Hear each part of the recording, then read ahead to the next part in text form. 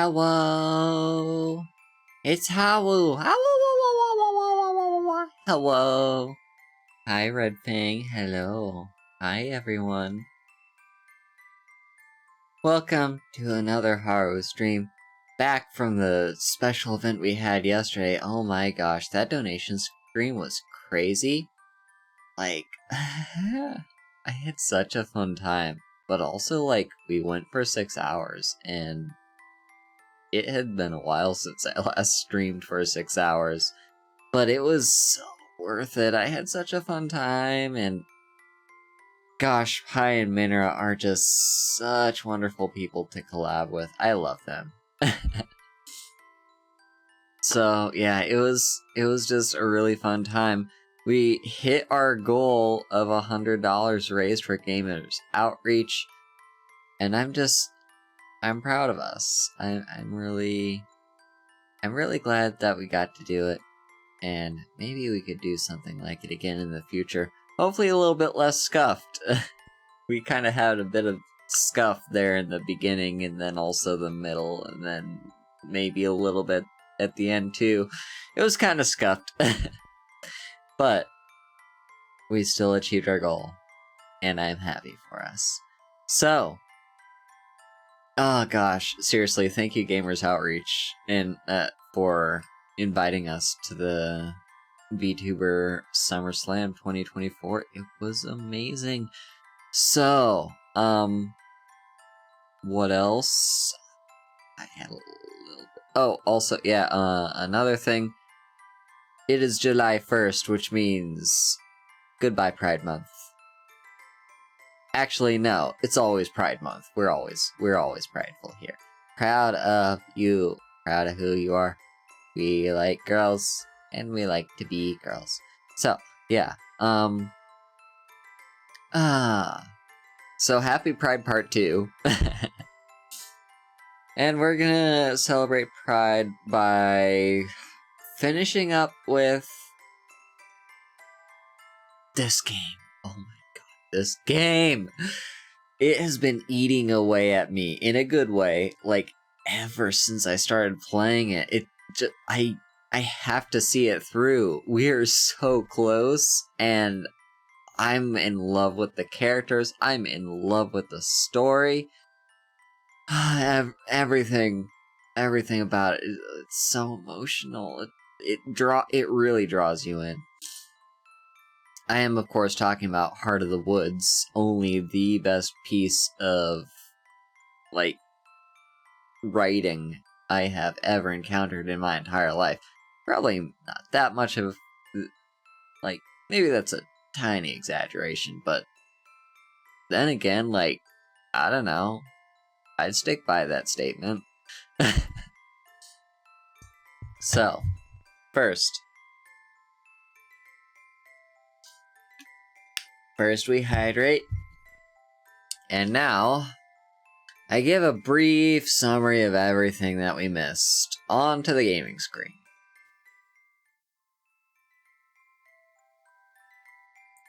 So, welcome back to Heart of the Woods. Now, for those who have missed it or need to be caught up or reminded of what's happened in the story so far. So, this girl here on the right is Maddie. She is like an editor slash producer slash director of a web series called Paranormal, hosted by Tara, not pictured. Tara investigates like paranormal stuff, paranormal sightings, you know, talks about Bigfoot and like Sasquatch and the Loch Ness Monster, and she's also trans, which we love and we stand that. So Tara and Maddie got invited to this little town out in like the middle of nowhere called Eisenfeld, which is right next to a forest, and it's like winter time, everything is snowy, and the solstice is coming up. And yeah, they were invited by a girl named Morgan, who's kind of the town eccentric. Not everyone like trust her or says to not trust her, or they're like, kind of stay away from that girl. She's kind of weird. So, Morgan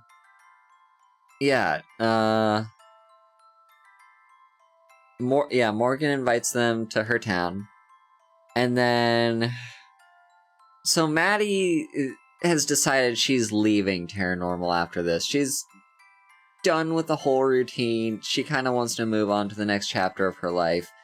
And Tara's not happy about that because Tara's not ready to move on to the next chapter of her life yet. And she really feels like Maddie's kind of being selfish and throwing Tara under the bus here. So they have a bit of a fight. Tara and Maddie have a big fight. Maddie gets mad and storms off into the woods, and that's when she meets Abigail, this girl here on the left. Abigail has been a ghost for 200 years, and she is still a ghost. But they quickly fall in love and start going on dates. And then, around the same time, Tara and Morgan start to have a bit of a thing going on too. However, tragedy strikes one night when when Maddie gets drawn out into the forest on a blizzard night, because it's a trick by Evelyn. Evelyn is Morgan's mother. I say mother with the biggest air quotes that I can put, because she's not actually her mother. She is actually like a demon who's infesting her and is gonna kill Morgan next. But basically, yeah, so Madeline tricks Maddie into going out in the woods and dying of hypothermia, and luckily her girlfriend Abigail is there to save her, and she saves her, and she's a ghost now. But she's not quite ready to be dead yet, and she hasn't quite grappled with her mortality yet, and but on the other hand, it's great that they can finally be together because they're both ghosts. But then, she keeps thinking about coming back to life, and Abigail's just like, no, that's never gonna happen. But we can just, stay connected to the forest and stuff and be spend eternity together. So then, after all that, Morgan and Tara start getting even closer together, very clearly falling in love, and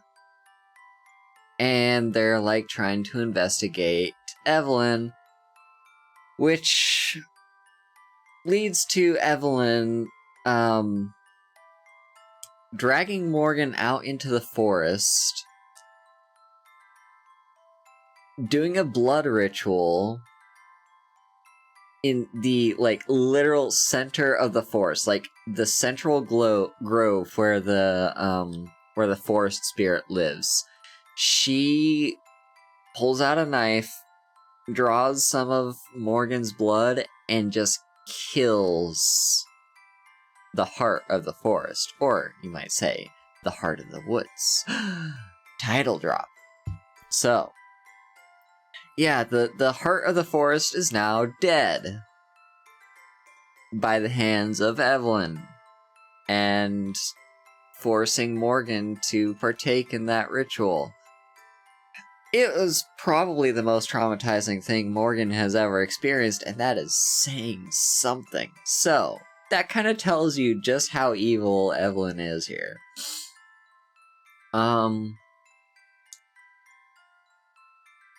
Of course, after that happens, these two being connected with the forest kind of start to feel its effects. The forest isn't too happy anymore.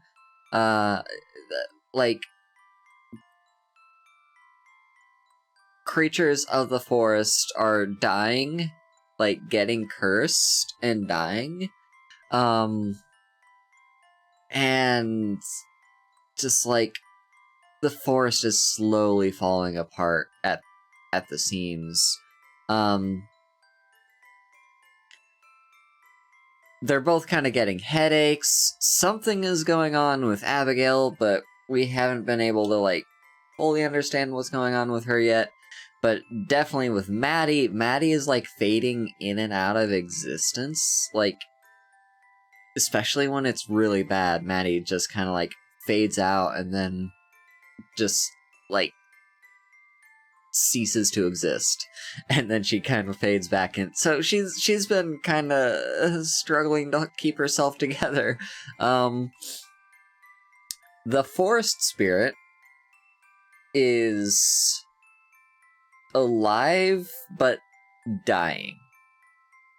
And apparently, in order to replace the Heart of the Woods, we need a ritual involving the Queen of the Fairies and the Forest Spirit in order to turn the Forest Spirit into the next heart, which will probably in turn give birth to the next Forest Spirit. So, the problem is there isn't a Fairy Queen.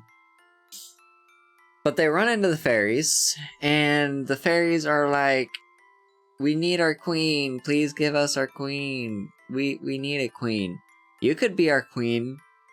Not you, Abigail, but you, Maddie, you could be our queen." And then Maddie's just like, "Okay, I'll be your queen on, like, 2 conditions."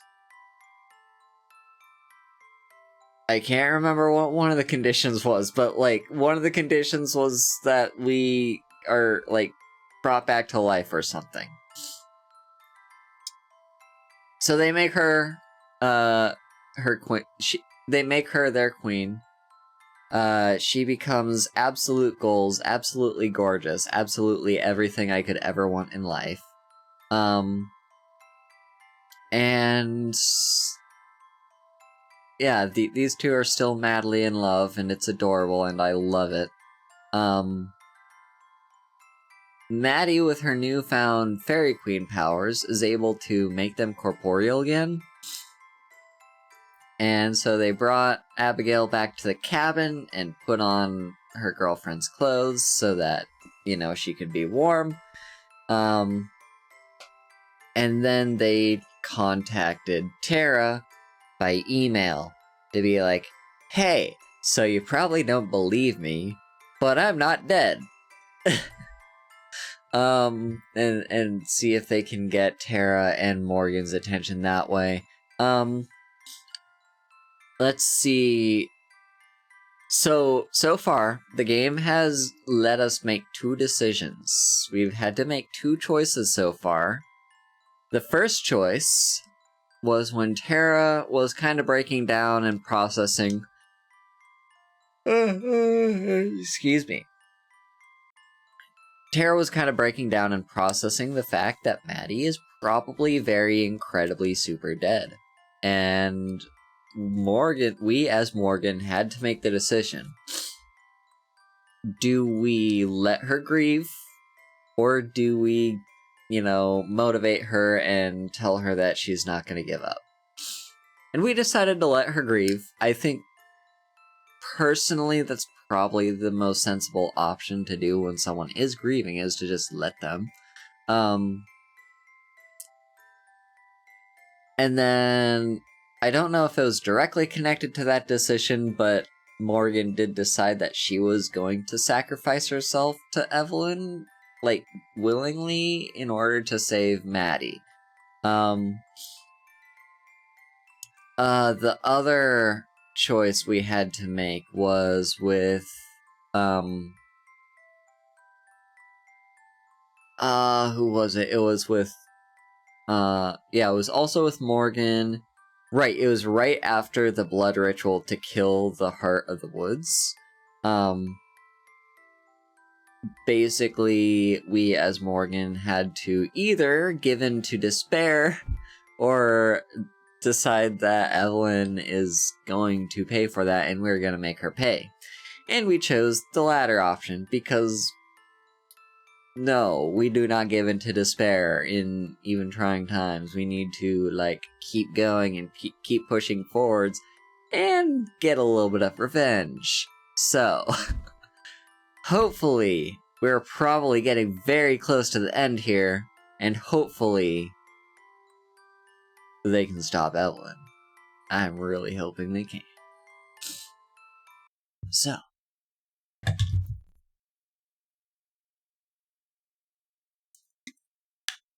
There we go. I'm acquainting Abby with modern technology when the sound of loud voices from outside interrupts me mid-sentence. Well, one very obnoxiously loud voice.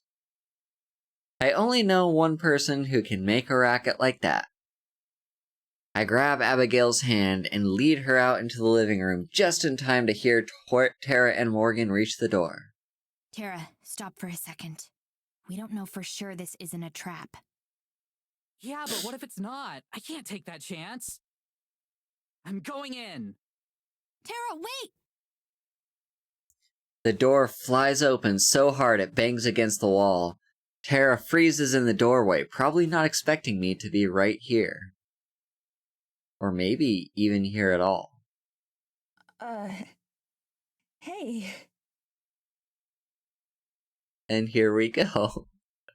This is these two's first time seeing each other since Maddie died. Yeah, okay. Everything I had rehearsed and planned to say in my head is forgotten in an instant. Somehow, this feels more unreal than anything else so far.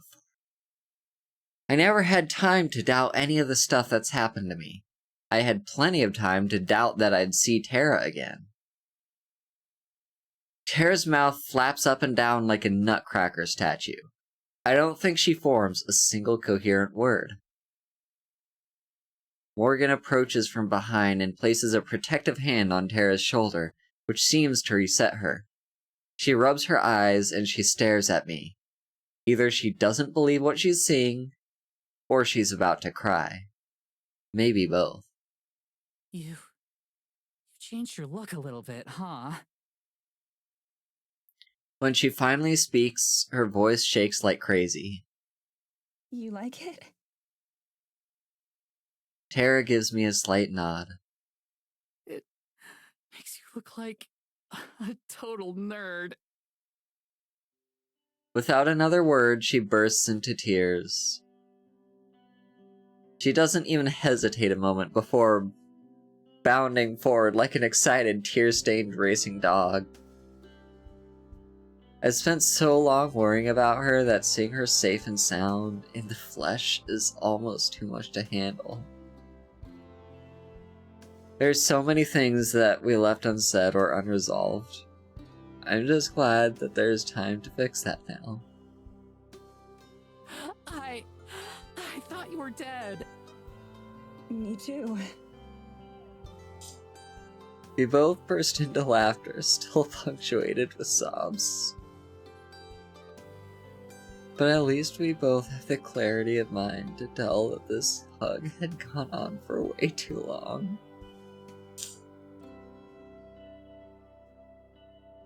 I'm tearing up, chat.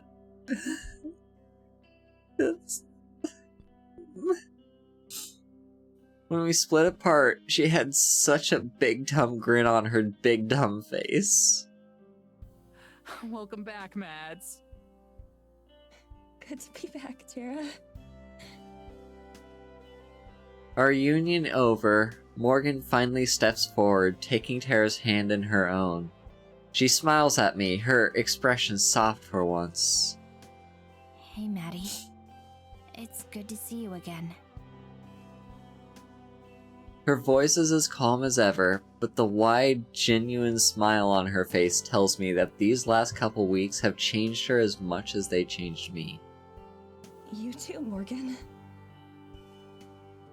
I feel like I should say something more than that, but I know Yawn.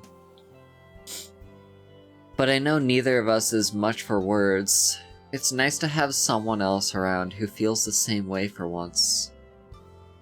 Before anything else, there's someone I'd like to introduce you to. I turn to gesture for Abigail, but at first she's nowhere to be seen.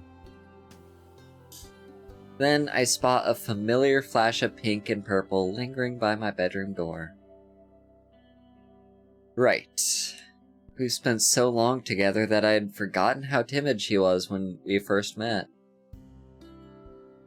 Her eyes are wide as she wrings her hands, looking from me to Tara and back. Tara and Morgan look just as shocked once they notice her. I head over to where Abigail is and take her hand. They're okay. I promise. She nods, letting herself be led back into the living room. Tara, Morgan, I'd like you to meet Abigail. My girlfriend. I pause for a moment. She's my girlfriend. I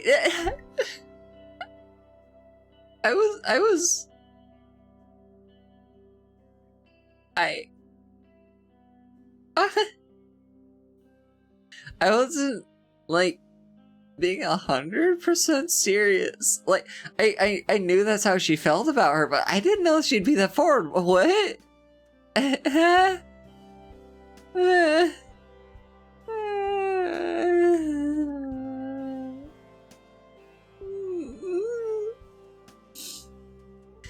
I love them.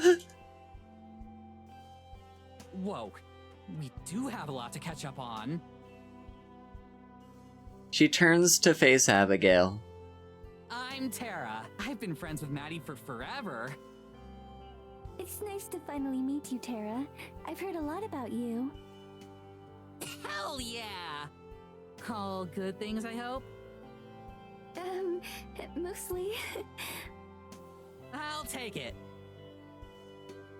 Morgan steps forward too. Morgan, nice to meet you. Abigail nods politely. You as well. So, let's sit down. We've got a lot of catching up to do and not a whole lot of time to do it. The four of us move to the couch and sit down. Right as we do, though, there's a loud grumble from beside me.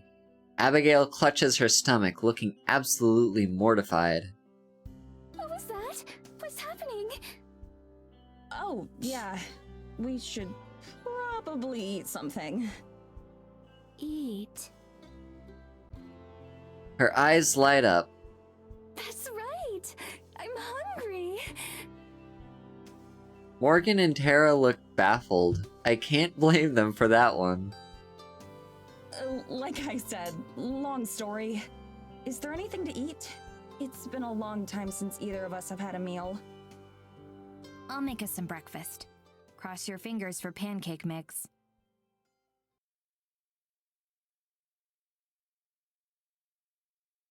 Anyway, I think that's everything. Minus the really juicy stuff, anyway. I'm okay with not hearing about that. Thanks.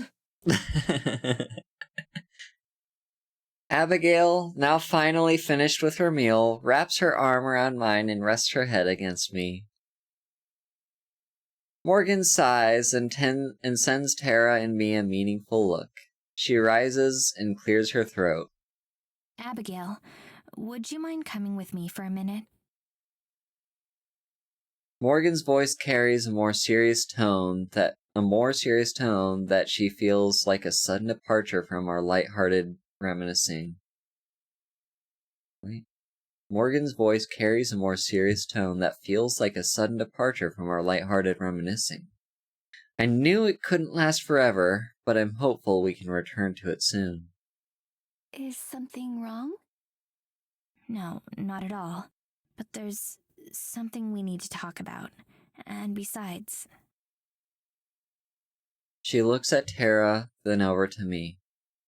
Her tone might be serious, but her soft expression makes it clear she's not about to deliver any bad news.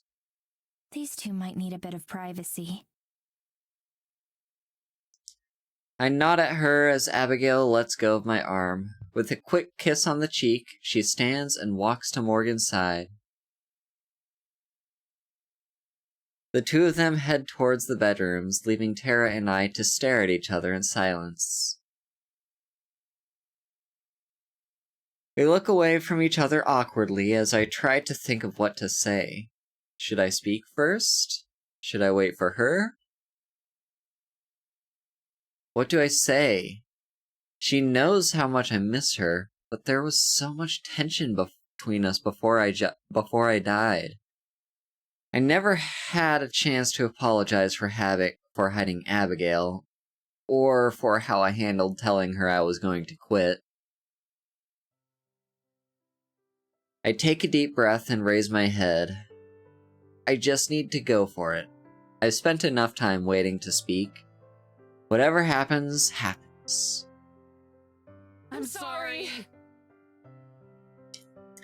And that's good. Hi, Corgi. Hello.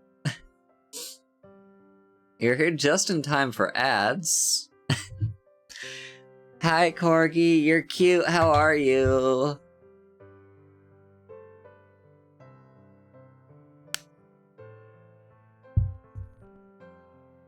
I'm cute too. Oh my gosh! But you're cute. Aww, you're such a sweetheart. You're amazing. Thank you for the hydrate.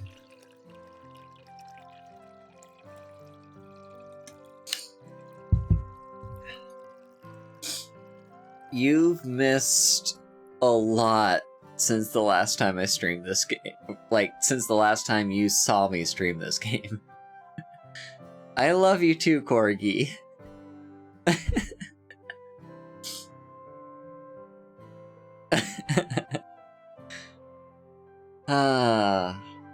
Yeah, you should. You should read it yourself. They're finally reunited.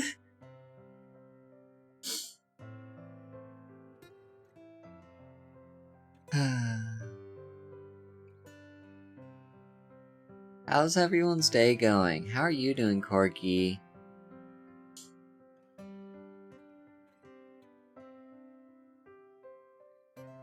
Where's Abigail? No, Abigail is here. Abigail is here, like, physically. She's actually wearing Maddie's clothes right now. Because Abigail doesn't have any of her own clothes. But yeah, she's just in the other room with Morgan right now because Morgan thought to give Maddie and Tara some privacy. Because, like, this is their first time being together since their, like, quote-unquote breakup, and also Maddie dying. Yep, they're both physical. They're both, like, physical human beings now. Because Maddie is now the queen of the fairies, which gives her magic.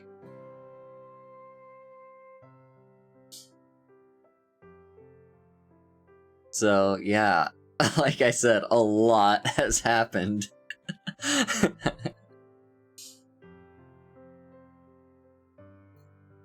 Also, Maddie introduced Abigail to Tara and Morgan as her girlfriend.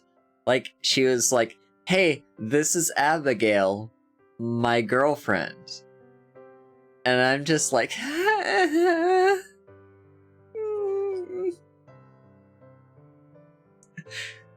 it was so adorable.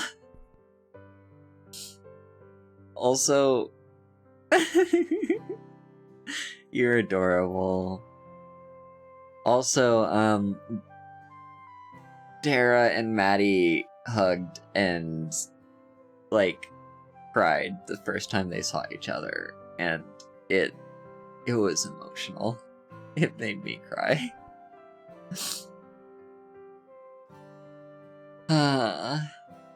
Anyway, welcome back from ads. Do we want to keep following along with the story? I shouldn't have.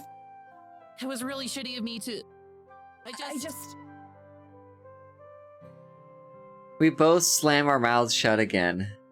Tara's face reddens and she chuckles softly. Maybe we should take turns. As long as you don't mind going first. She takes a long, overly dramatic breath and closes her eyes. I know I was shitty to you about leaving. I should have listened to you and accepted it instead of being all bitter and passive-aggressive. And I know I was even shittier once we got evidence. I shouldn't have frozen you out like that. Maybe a bad choice of words there, Tara. God. That's dark of you, Maddie. I mean, I shouldn't have ignored you the way I did. Maddie just casually joking about her own death. I want you to be a part of Terranormal. I really do. Trying to exclude you was stupid and impulsive. She looks at me right in the eyes, and I can tell that all her typical bravado is gone. This is pure, naked honesty. It's hard enough for me to manage something like that, much less her. She's really put her heart into this, and I'm more than grateful for that. When all of this is over, whatever you decide to do, I won't stand in your way. You know I always want you to be a part of Terranormal, but you gotta be your own person. And you're my best friend.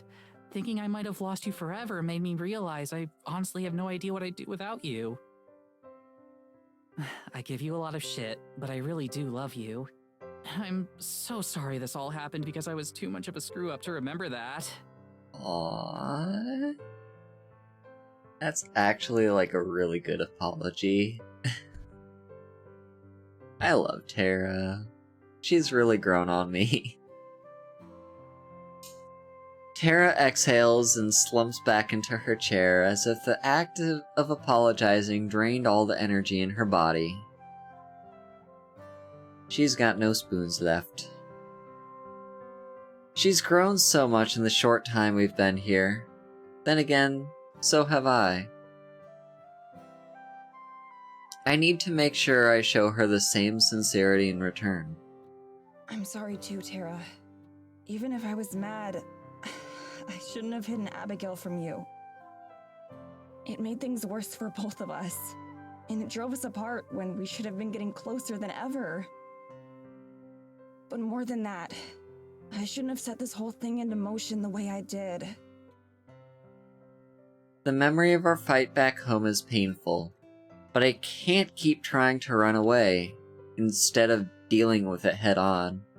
It's not fair to either of us. I should have told you I was thinking about leaving and why I was thinking it. I should have talked things over with you instead of dropping the bomb on you right before we left. When I thought I was going to be stuck here forever, I realized you were the person I'd miss more than anyone else. Even more than my family. I don't know what I'm going to do when we get back. I still have a lot to figure out. But I do know that whatever happens, we'll always be best friends. Mads, hi.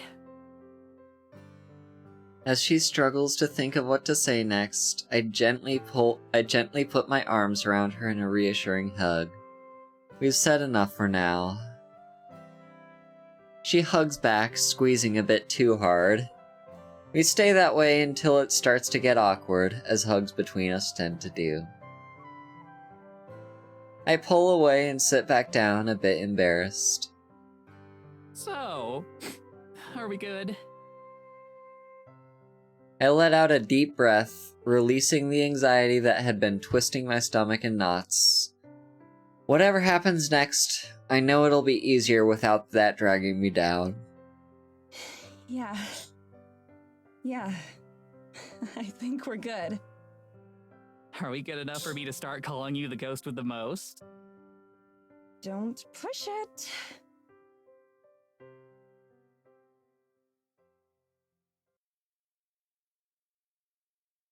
Like, I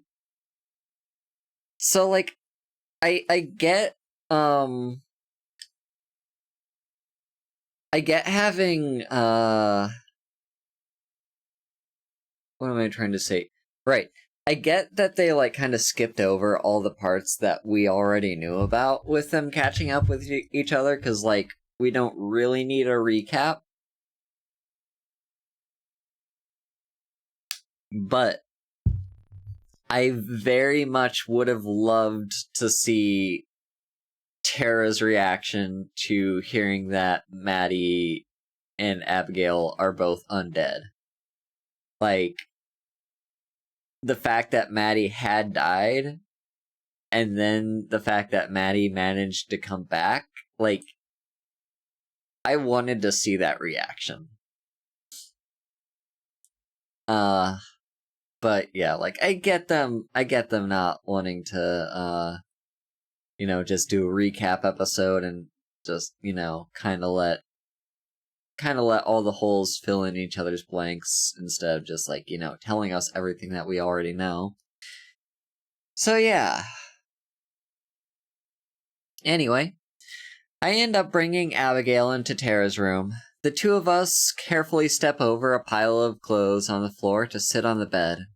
She bounces on it a few times. I don't think she's used to springs. Having fun? How do you people sleep in these? Aren't you afraid of just bouncing out of bed? It's not that bouncy. It's just comfortable. I suppose tomorrow I can let you know if I agree. So, what is it you wanted to talk about? It's hard to put into words. No matter what I had prepared myself for, a conversation like this wasn't part of it. It's about family. Our family. You're a Dulcing as well? I'm a Fisher, actually. But a change in last name doesn't change the fact that we're part of the same family. At first, I couldn't believe it. When Maddie and Abigail were telling their story, I thought that there must have been some sort of misunderstanding or that I'd heard wrong. But the details all match up, not just with what Evelyn's told me over the years,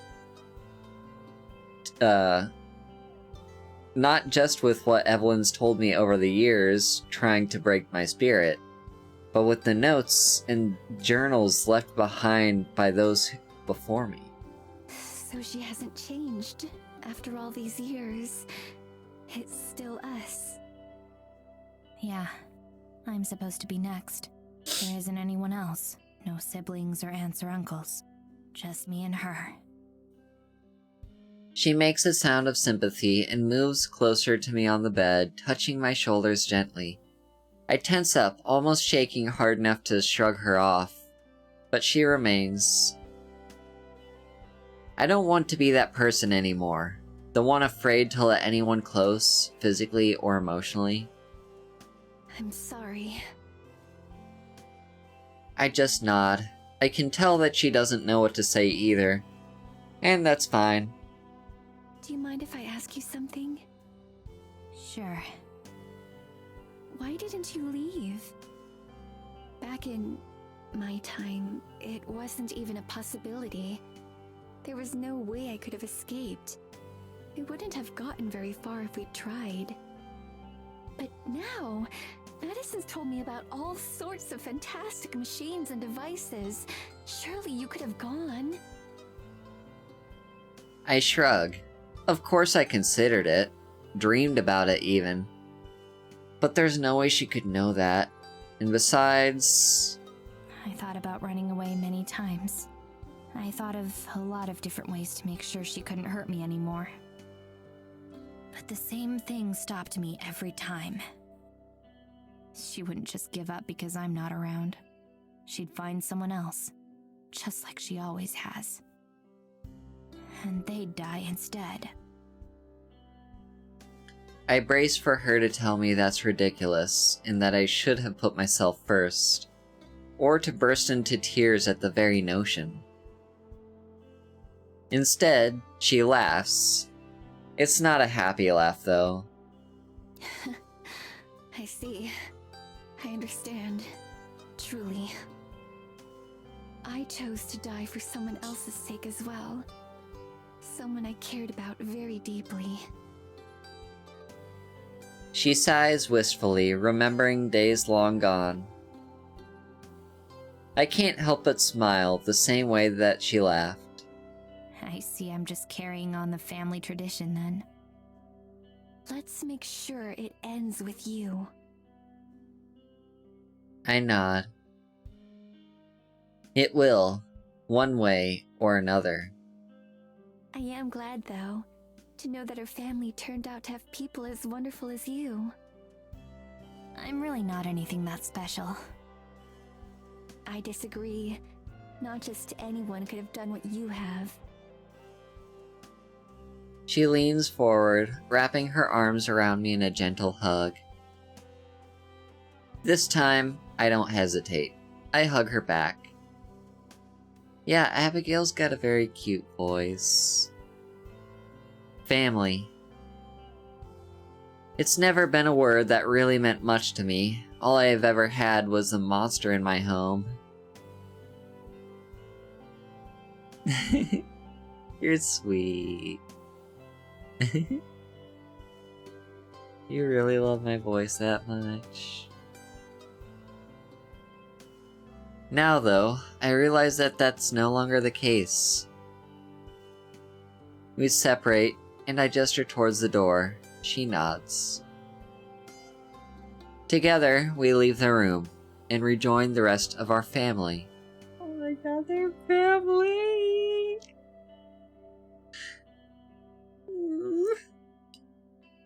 I love that. They're family. I love that.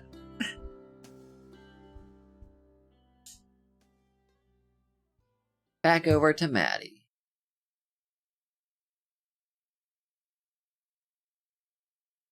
Abigail and Morgan come out of Tara's room and join us, both smiling. I'll have to ask her what they talked about later tonight. But right now, I'm just enjoying the moment. I feel more at peace than at any time since arriving in Eisenfeld. Even during the sweetest moments with Abigail, there was still the lingering bleakness of being a ghost. Now, despite the threat of Evelyn, it feels like there's a chance of everything turning out well. As we talk, Morgan's cat comes and hops up on my lap. I would have expected her to take to Abigail, not me. I scratch behind her ears, and she leans into the motion, purring contentedly. Tara notices and sits up straight. Wait a sec. Mads, I just realized. But you haven't met Geladura yet, right? I have. Back in the shop, right after we arrived. Remember? No, I mean like, met her. Morgan was right. She really can talk. She can. I can. The cat looked up from my lap, staring into my eyes. Her tail swishes lazily. If I feel like it.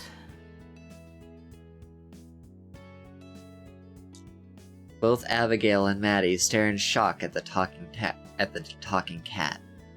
Then why didn't you sooner? It's the first question that comes to mind. Geladura closes her eyes. After a moment, I start to think that she's fallen asleep, but then she opens them once more. I didn't feel like it. I look over at Morgan, sitting across from me. I guess I owe you an apology. It's fine. She certainly didn't make it easy to believe. Geladura stands up, her tail lashing as she strides over to drape herself across Abigail. In response, Abigail strokes Geladura's fur, looking almost as gleeful as when we first had our first meal. I didn't know if I could trust you. Now I know. I leave the two of them to their cooing and cuddling and walk over to the front window, peering outside. How many times have I stared at the stars these past few nights? Abigail taught me a few constellations, but tonight, it looks like an entirely different sky. I rest my head against the window pane, soaking in the starlight and calm. Crowd control is still on for you? I mean, I did not enable it for this game. But yeah, I was too lazy to remove the overlays and stuff. I didn't know if having the overlays in...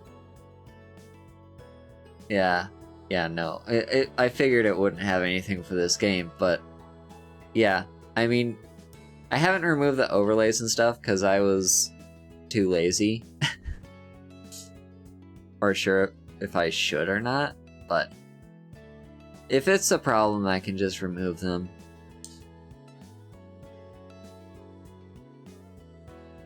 Hey, by the way, you said you only came into the village that one time, right? Yeah, we didn't want to risk it any more than that. Not with how close we came to Evelyn. Makes sense. You, didn't see anything embarrassing when you were spying on us, right? We weren't spying! Or at least we weren't trying to. But no, thank God. Oh, phew.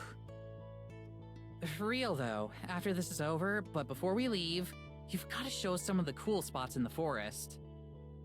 Sure, that'd be fun. Actually, do you want to go right now? She does love her finger guns. Oh, wait, for real? I can show you the fairy clearing at least. That's our favorite spot. How long a walk is it? It's getting kinda late. Oh, we wouldn't need to walk. Tara's face slowly morphs from puzzlement to excitement as she realizes what I'm suggesting. You mean like magic? I nod. Oh, hell yeah! Her enthusiasm startles Geladura, who hops up and runs away. Abigail gestures in vain for her to come back. Aww! Abigail's crying. Aww.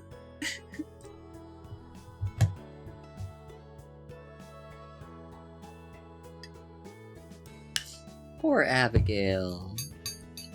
You two up for a field trip? Aww. Aww. Poor Abigail. Abigail, still upset at losing her new friend, nods stiffly and says nothing. Aww. I want to hug her. I would be her friend. I would be her girlfriend if she'd let me. Sure. Geladura traipses back in, returning to Abigail's feet. Abigail perks up immediately. Would you like to come with us, Miss Jaladora? I suppose so. Oh, carry me. Typical cat. Abigail gladly obliges. I lead everyone outside and into the tree line, just in case there's anyone watching. I gather everyone into a circle and the four of us lock hands while Geladura perches on Abigail's neck. Okay. 3, 2, 1. The forest greets me, and I respond in kind. It shows us the way to its heart, to the lake. I hold Abigail and Tara's hands tightly and breathe the softest sigh.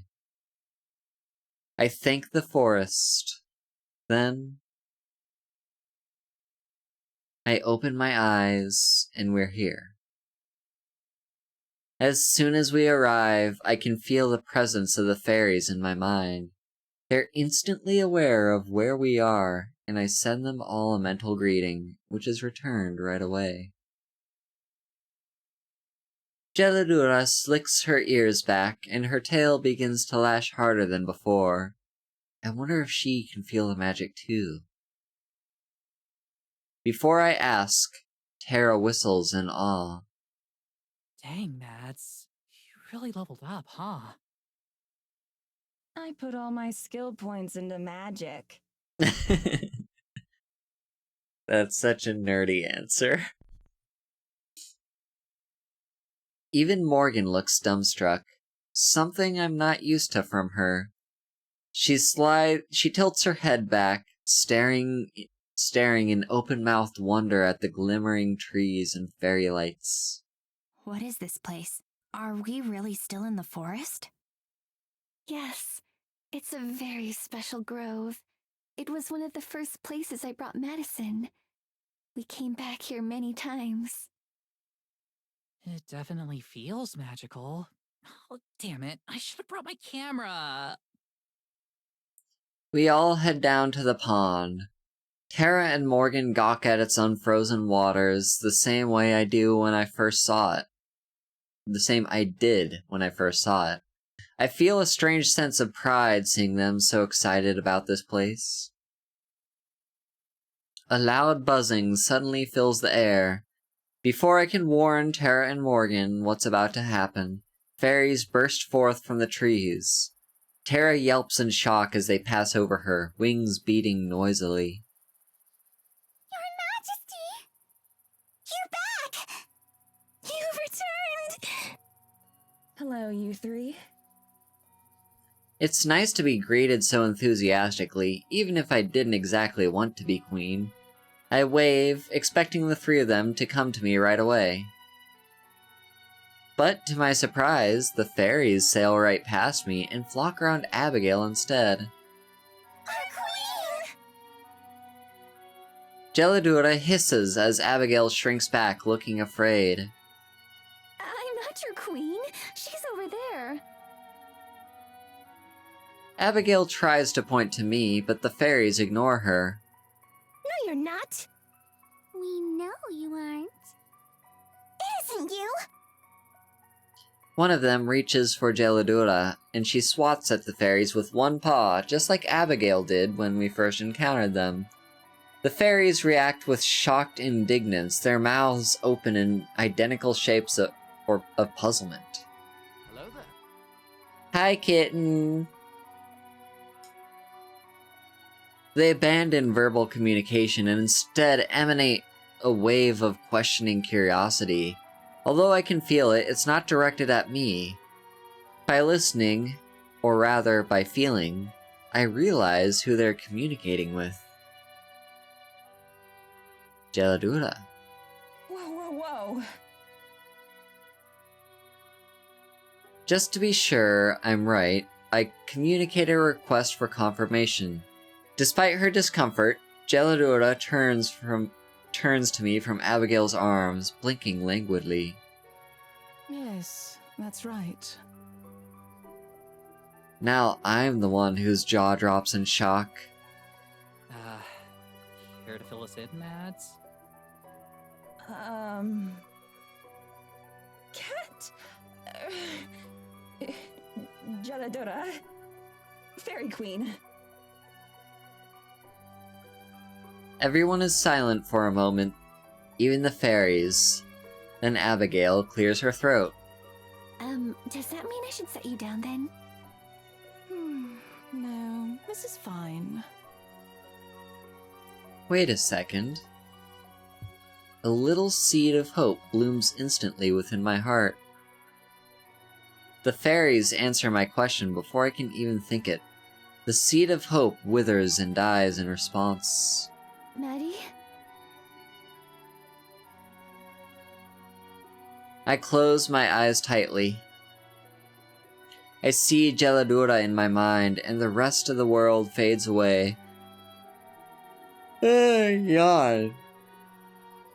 As I speak to her, once again, the fabrics of time tear and disappear. The fairies guide our voices.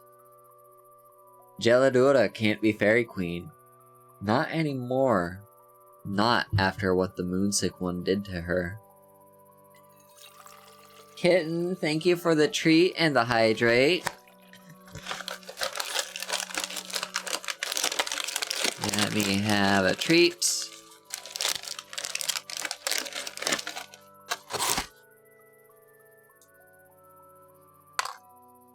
Yum, yum, yum, yum, yum.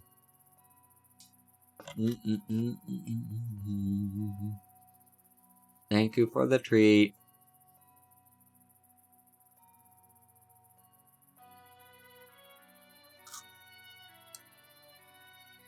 Yum, yum, yum, yum, yum.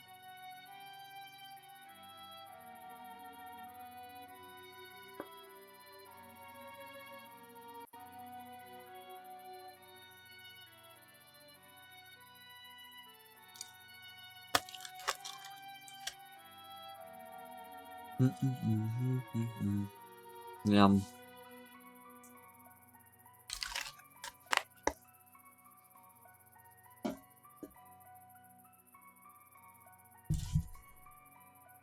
That was a tasty cookie.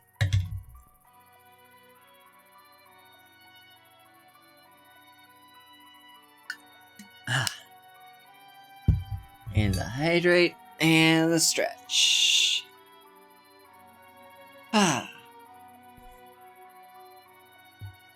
Thank you for that treat, kitten.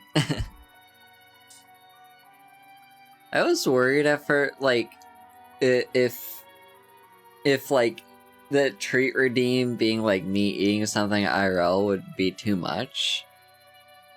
But, like, I don't know, I guess people like giving me treats. I'm not complaining.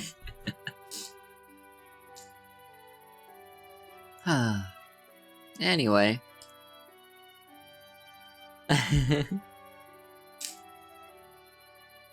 Speaking of treats, my mom recently made peanut butter brownies, and they've been so good. I've had like 2 of them in the last, like, since last night, and oh my god, they're so good. I wish I could share the peanut butter brownies with all of you.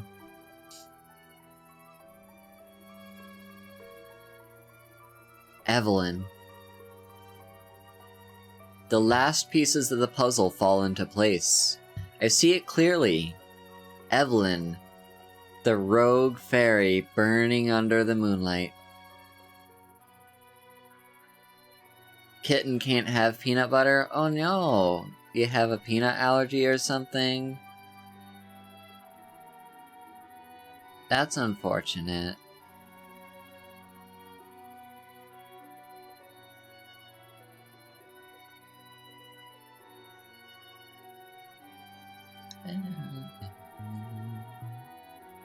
Ah, you're autoimmune? Okay.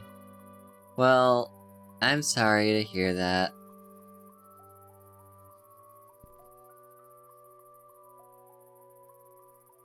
The Fairy Queen ritual gone wrong. Geladura running after Evelyn. And then disappearing. Without realizing it, I've reached out for Geladura.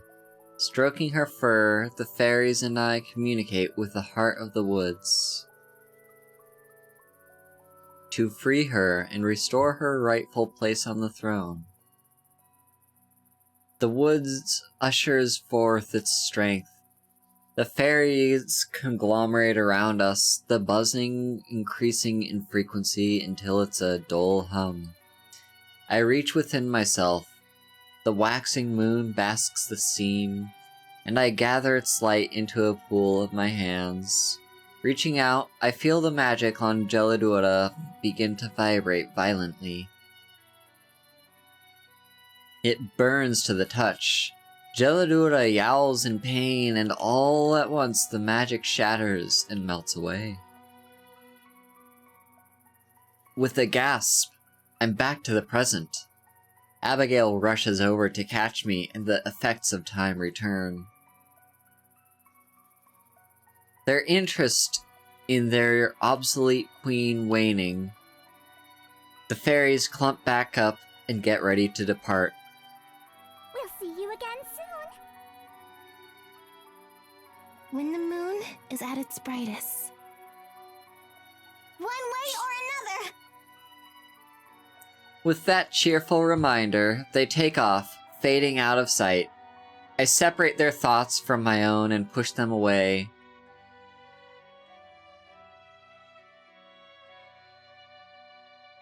Madison, what happened?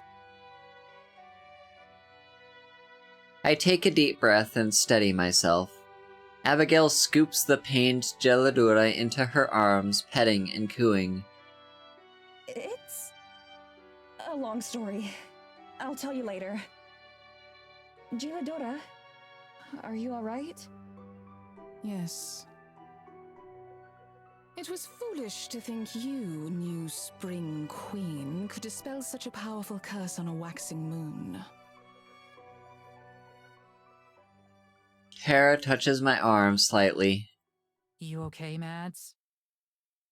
Yeah, I'm fine. She grins and pats my back.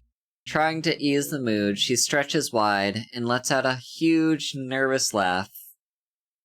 Oh, good. Well, that wasn't like anything I expected. The fairies, especially. What did you think they'd be like? I have no idea. But it definitely didn't involve your cat being a queen. I would have gotten you the nicer cat food if I'd known. Yo, Gelato, how come you never told us you were a fairy queen? Geladura doesn't even deign to look at Tara. You never asked. As soon as we arrive back at the cabin, Abigail makes a mad dash towards the couch and flops down on it with a loud thud. I'm a little surprised by how quickly she covers the distance. Geladura leaps from her arms and trots over to the kitchen, immediately sticking her face in her food bowl. Oh, my feet. Are they sore? I can imagine walking around again after so long might be a bit draining. No, it's not that. It's these boots. Abigail kicks off her boots and sends them flying, eliciting a yelp of surprise from Tara as one of her boots nearly hits her dead on. Your feet are bigger than mine. Do you have any idea what it feels like to get snow in your boots for the first time in 200 years? The three of us shudder in unison at the thought. Tara takes another step away from the boot as if she's afraid of it, infecting her with cold feet. I can tell you right now that when we do go to America, I'm going to be spending the entirety of the winter months indoors. I can't help grinning at her words. Even if it wasn't entirely serious, that's the first time I've heard her speak about our future together with that much certainty. I make my way to the couch and sit down beside her, putting my arm around her without a second thought. She leans against me, our bodies perfectly aligned.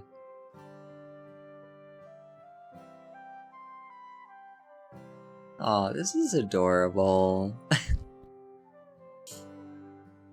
Yes, I want to spend my winters snuggled with my cute girlfriends too. Reunited at last, the four girls spend a precious, relaxed moment together at the cabin. Abigail and Maddie listen to Tara tell a story, while Morgan watches lovingly from the kitchen.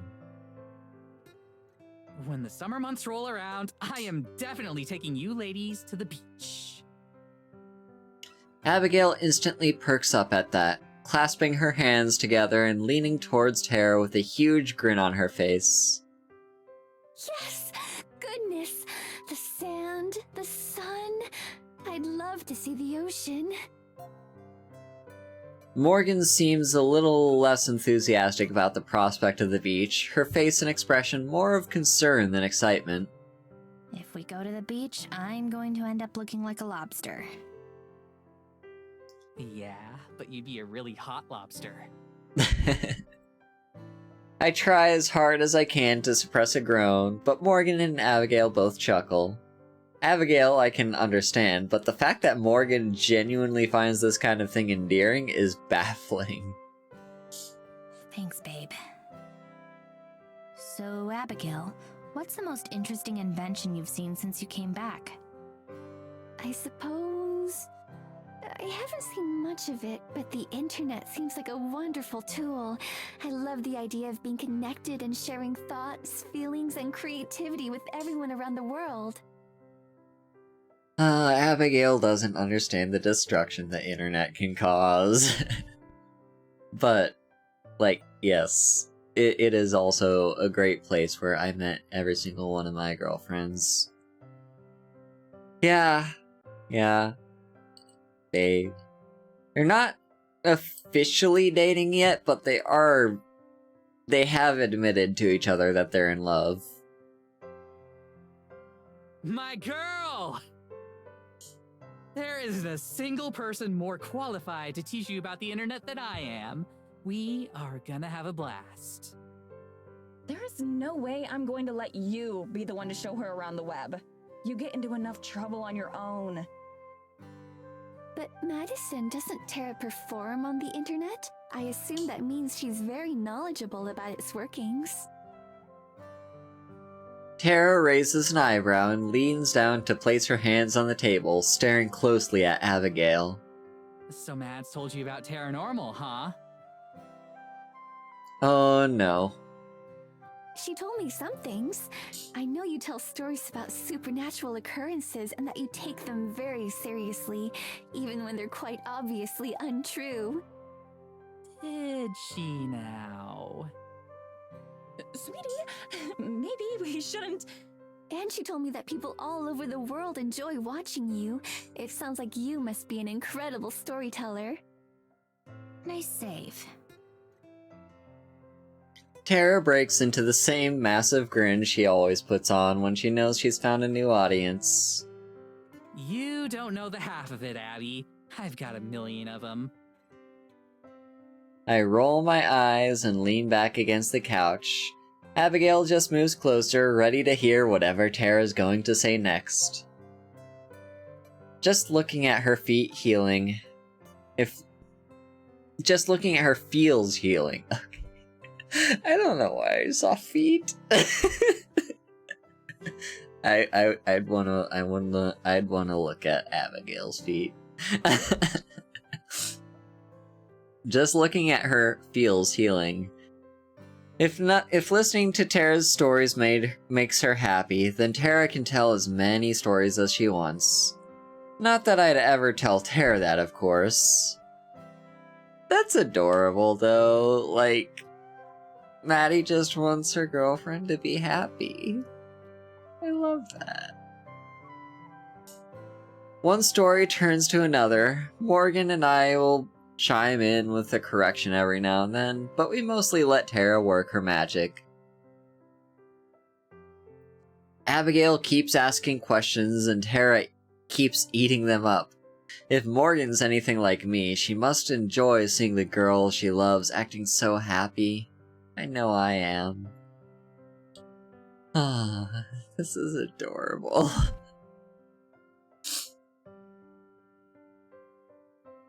I don't know what's going to happen after this. We're still in danger. We still don't have a way out. But that doesn't mean we can't enjoy our time together. All of us. I just wish I could shake the feeling that this is the last time we'll have this chance. We stay like that for a while, telling stories, making jokes, and most importantly, talking about our future. Whether it happens or not, talking about it puts all of us at ease. We talk about sharing technology with Abigail. God. Getting her and Morgan new wardrobes, where we're going to go on dates, and when we get back. In those moments, it all feels real. Like we're remembering moments that haven't happened yet. Eventually, the sun begins to dip below the horizon. We have another huge meal to Abigail's delight. Afterwards, Tara tells her even more stories as Morgan and I clean up after them. I'm not sure if the four of us are going to stay in one apartment for long when we get back, but I think I'd really enjoy being around Tara and Morgan. Not as much as I enjoy being around Abigail, of course, but enough enjoyment to make me want to stick with them. In time, Abigail starts to yawn and blinks wearily as Tara talks. She hasn't had a chance to sleep since she got her body back. She's no doubt unprepared for the strength of the body's next rest. Of the body's need to rest. When the sun finally sets, we say our goodbyes and head for our room. I'm already looking forward to tomorrow.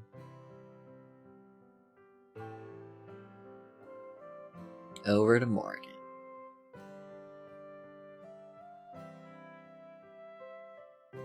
I close the door to Tara's room and lean against it to steady myself. I'm still trying to process everything that's happened. I have family. Real family. Family that doesn't want to hurt me. And I'm not just talking about Abigail. When I was watching the three of them talk and laugh together, I felt like I was home. Like this is where I've always belonged. Hey, you okay? Tara's sitting on the bed in front of Morgan, worried. Yeah, I'm okay. Sorry, just trying to wrap my head around all this. I getcha. There's a lot to unpack. You can take your time with it. I guess that means now isn't really a good time to talk, huh? What do you mean? I wanted to talk to you about something, or ask you about something, I don't know. It can wait if you still want to work on getting your stuff sorted. Is something wrong? No, I mean, I don't think so. I've just been thinking about some stuff. Like... Tara takes a deep breath and scoots back on the bed. She curls her legs up towards herself, taking on a surprisingly subdued posture. It's... well... You know how Abby's been calling us a couple all day? Even though we told her we're not? Yeah, she's not very good at taking hints. I'm not sure if that's it. I think she's just, like, direct. Kinda like you. Runs in the family, I guess. I know we agreed that we were going to stay friends, or whatever you'd call this, until this is all over. I get that. But after seeing the two of them, I'm not sure if I feel like that anymore. We've still got a lot of shit left to deal with. We still don't have a plan. But I think that's okay? She shrugs half-heartedly and looks down. I want to give her a hug, but I can't move. Abby put a name on this thing we have when we couldn't, and maybe she's wrong, but I don't want her to be. I really love you, Morgan. I don't want to deny that. I want to be closer than just friends that love each other. Don't. The word leaves my mouth before I have a chance to think about it. What? Please don't ask. I'm sorry. I thought... It's not that I don't want to. That's why I'm asking you not to say it. Because I know I'll say yes if you do. She looks up at me. I can practically hear the cogs turning in her head. Why don't you want to say yes? People get hurt when they get close to me. I don't even like having friends because of how guilty I feel when Evelyn gets in the way. I'm already so close to you. Closer than I've ever been to anyone. But if I put a label on it, a part of me just feels like it would put you in more danger. I feel so stupid saying it out loud. It's just a word. Why am I so afraid of a word? Besides, I've never had a girlfriend before. I don't know what it could mean for me. Or for you. What do you mean? What about the one that taught you how to knit? Oh no, how could I have forgotten about that lie? It was just so easy to say back then. It made me seem like I knew what I was doing, made it easier to ignore what happened with those girls. Tara's understood everything about me, but I still don't want to tell her about what I did with them, or why I did it. Hey, it's cool. I've had plenty of girls lie about having girlfriends before. It's just a thing people do. We can just forget about it. We're past lies now, right? Her words stab at me like needles. It's not like she's trying to force this out of me. I could even tell myself that this isn't a lie, that it's just not telling her about something she never asked about. There's more to it than a simple lie. Wait, what am I saying?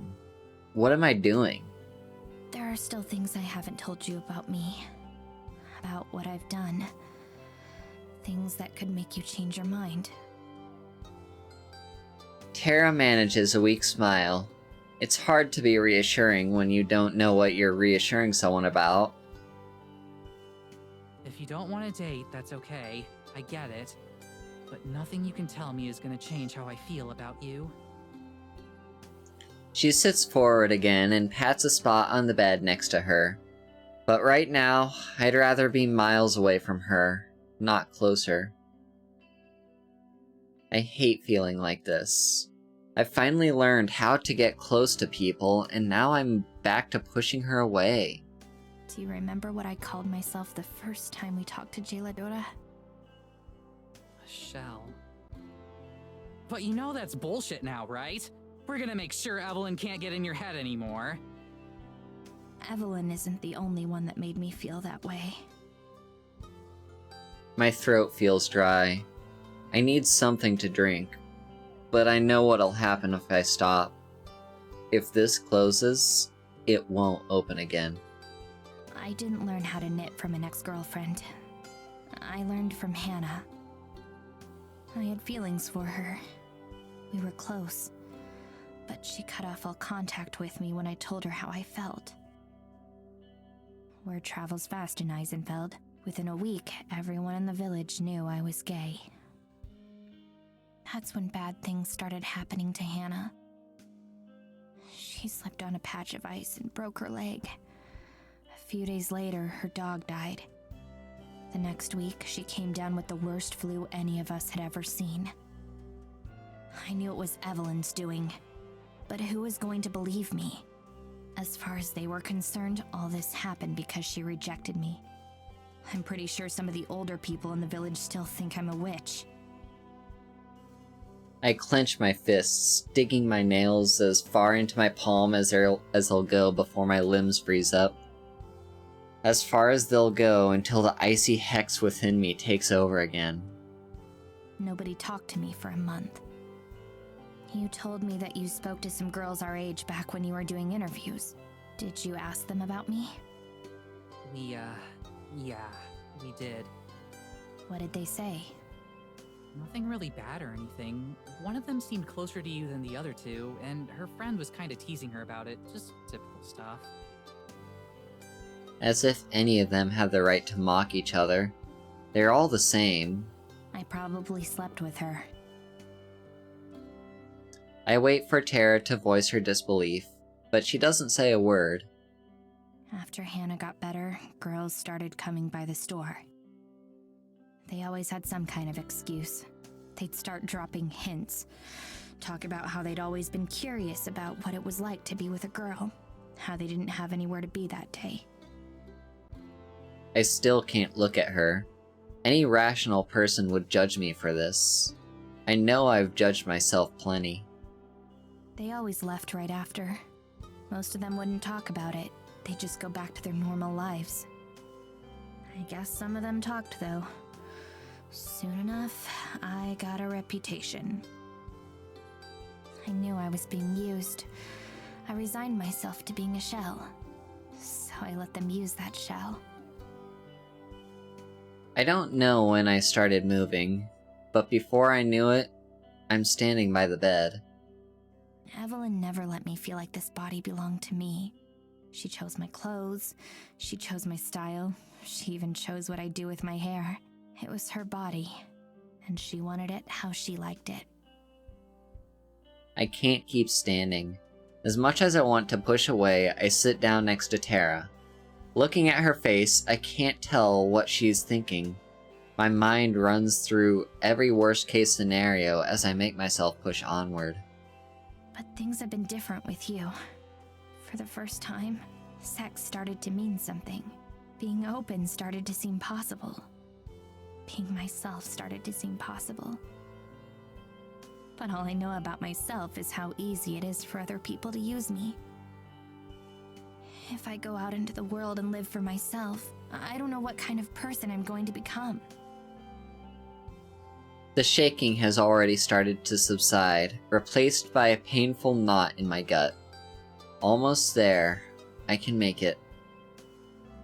What if I end up becoming someone you can't love? What if my shell is the only worthwhile part of me?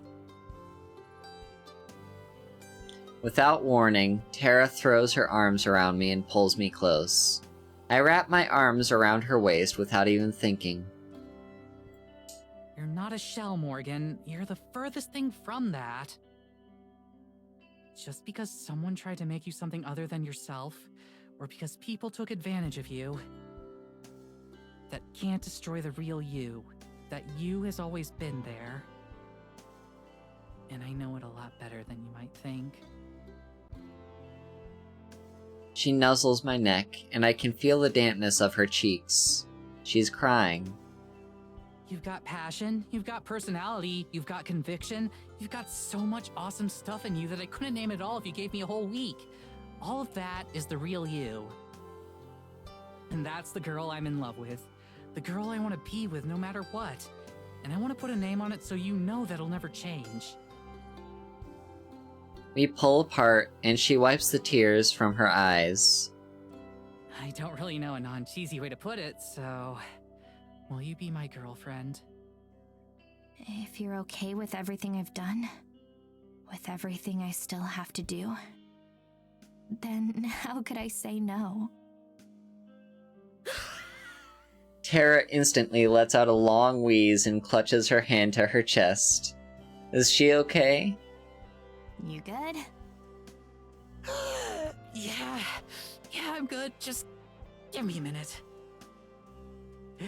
I feel like my body's trying to overcome being allergic to commitment right now. I awkwardly pat her on the shoulder. It's obvious that neither of us has any idea what you're supposed to do in a situation like this. Tara grabs me by the waist and gently leads us over to the bed. I press my forehead against hers and, for once, allow myself to be comforted. She strokes my hair. Time slows to a standstill. We kiss.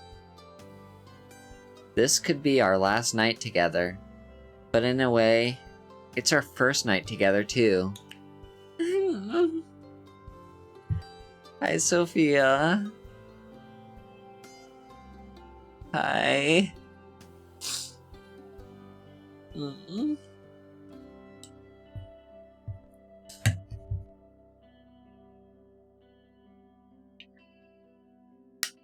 How's the cute fox? And I'm glad to make the most of it.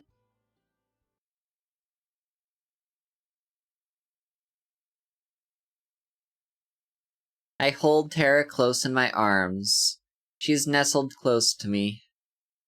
The sun is long gone, but the moon is bright enough to illuminate her smile. I'm smiling too. I close my eyes and let myself relax. I think I might actually sleep well tonight. But as always, luck isn't on my side. Hey, What? do you hear that? I strain my ears and see if I can sense anything out of the ordinary. But apart from the usual sounds of the forest, it's silent. I can't hear anything. Maybe you dreamed it? Unless this is a dream, it's definitely real. I can hear it right now, I swear. I sit up in bed and look over at her. She's already most of the way up, head swaying as she looks for the source of whatever she's hearing. Well, what does it sound like? Kinda like, She makes a strange whooshing noise and twirls her arms around. I don't see how arm movements are part of a sound, but I doubt I'd understand what she's talking about no matter how she puts it.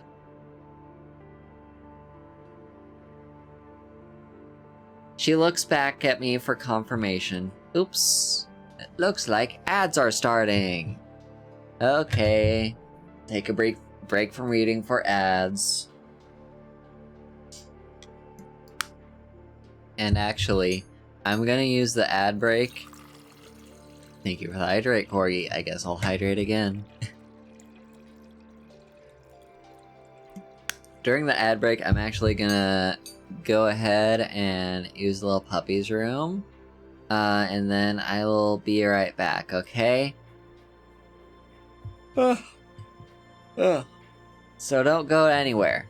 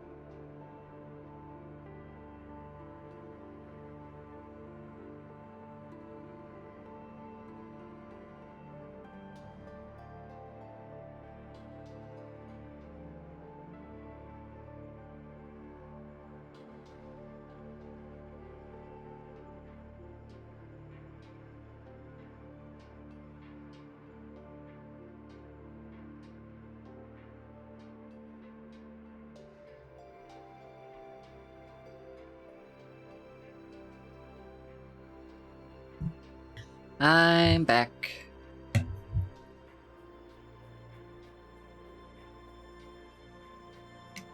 Drink more water. Okay.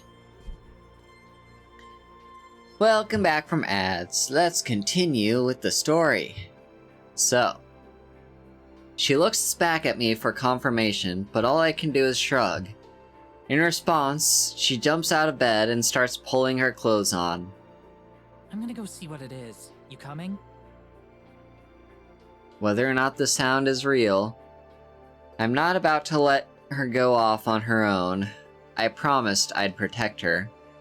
and that includes protecting her from mysterious noises. Right behind you.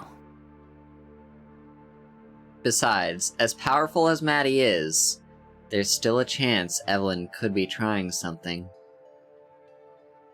I follow her out of bed and pull on my shoes. She gives me a quick grin in response, excited to have me along for the ride again. Tara bolts out the door as I finish tying up my laces. A second later, I hear her banging on the door to Maddie and Abigail's room. Mads! Are you guys making that noise? I pull on my sweater and walk into the hall in time to see Maddie slowly open the door of her room, covering herself with a blanket. Tara. It's nearly 2 in the morning. Whatever this is, can it wait till morning? Come on, not you too. I thought it was coming from your room. Abigail's voice calls out from the room, along with the rustling of sheets. What was coming from our room? Are you kidding me? She turns and storms away from the door, moving out into the kitchen. I nod apologetically at Maddie before following Tara. Babe, come on. Let's just go back to bed.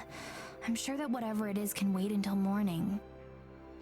It keeps getting louder though. What if it's something dangerous? Maybe Evelyn has her own evil forest spirit and she's riding it towards the cabin or something.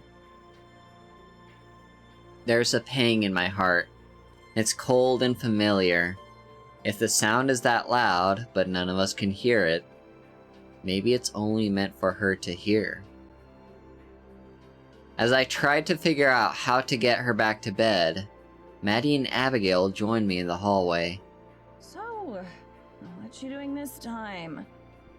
She woke up hearing some kind of whooshing noise that I couldn't hear. I thought she'd just imagined it, but she can still hear it. Maddie rubs her chin, puzzled. Abigail looks out at Tara with a worried expression. I can't shake the unsettling feeling in my chest either. This isn't the first time something like this has happened, so I'd be inclined to dismiss it.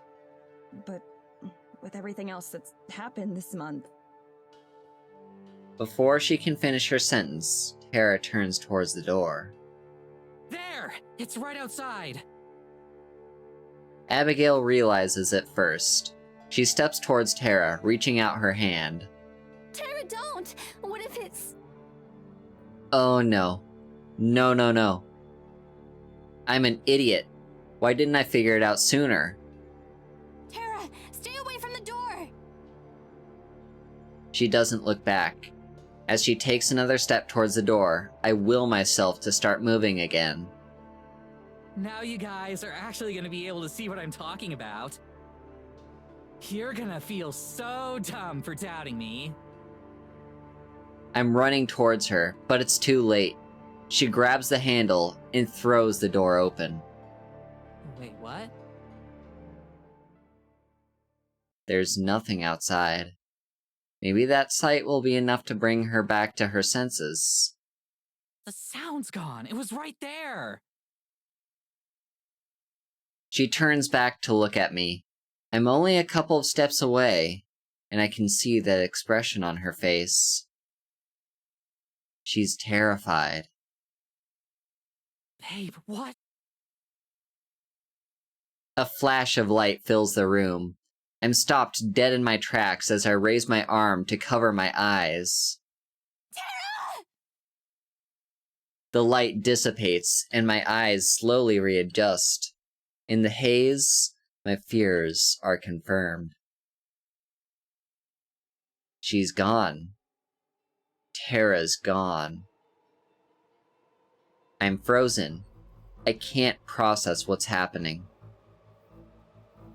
I'm not sure how long the tears start rolling down my face before I notice them. Maddie and Abigail look at me in silence. And then I start screaming. I've never made a sound like this. It's an angry roar that fills the cabin. No! We're Larkin, It was supposed to be me! It's happening again, just like everyone before her. I love her. And now, because of me, I collapse to the ground. Not her. Please. Hot tears fall from my cheeks to the floor below. I feel a pair of arms wrap around me and a voice in my ear. Larkin, it's okay. It'll be okay. I slowly turn towards her. She and Maddie both stand close to me. I can see how worried they are. For Tara and for me. Maddie puts her hand on my shoulder. I flinch, but I don't pull away. She's still alive.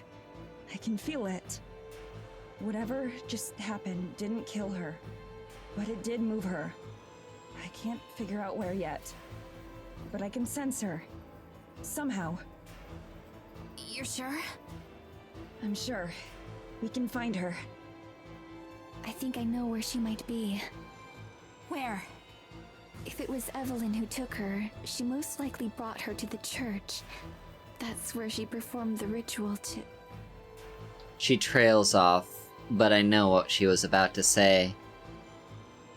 The transfer ritual. She wants Tara's body. But why her?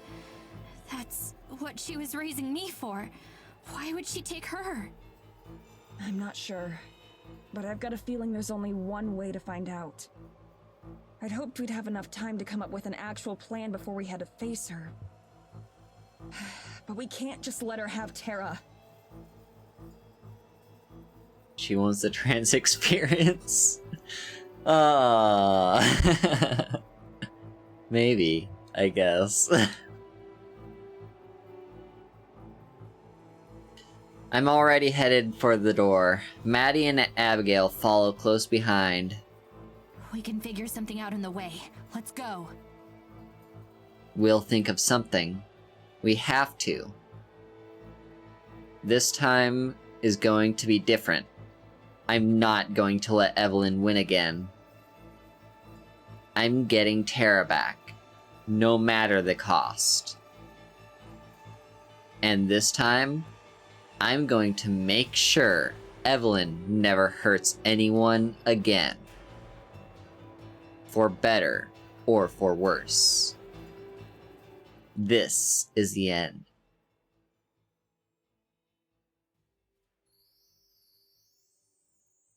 Chapter 6. Over to Tara. It's been a while since we've done Tara. Can I do a Tara voice? I did one kind of briefly, but we haven't had much practice with Tara yet.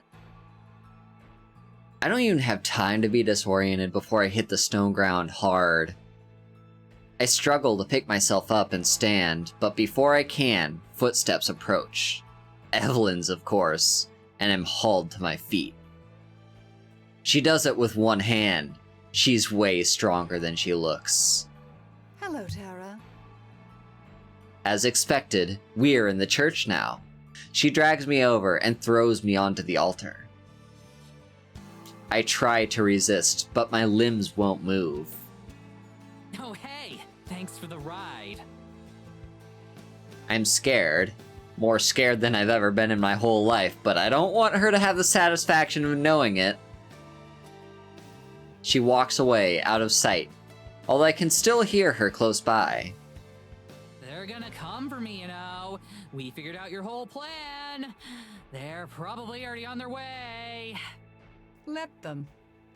I'll kill them too.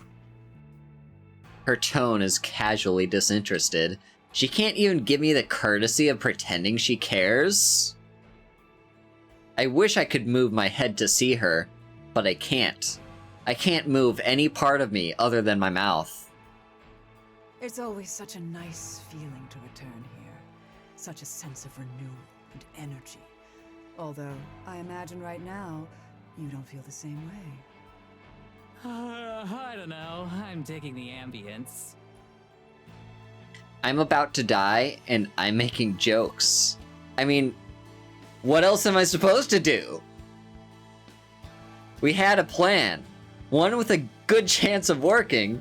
I know that Mads and the rest won't abandon me. They'll just switch it up a little, same as if she'd taken Morgan like we expected. Honestly, it's probably better for everyone that Morgan's the one who's still.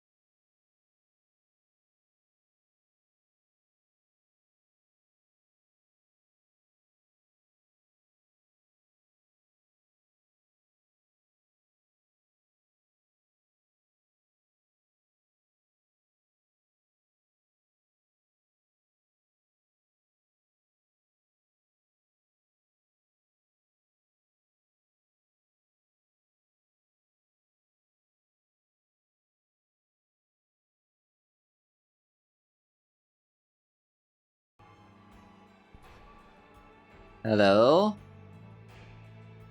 Hello? Are we... Okay, I just had to restart the stream. I don't know what the hell just happened, but the stream just died.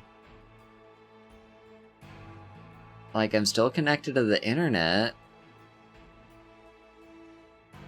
I don't know what happened, but whatever. Restarting it seemed to fix it. Anyway. Back to Evelyn and Tara. For what? I must have missed it.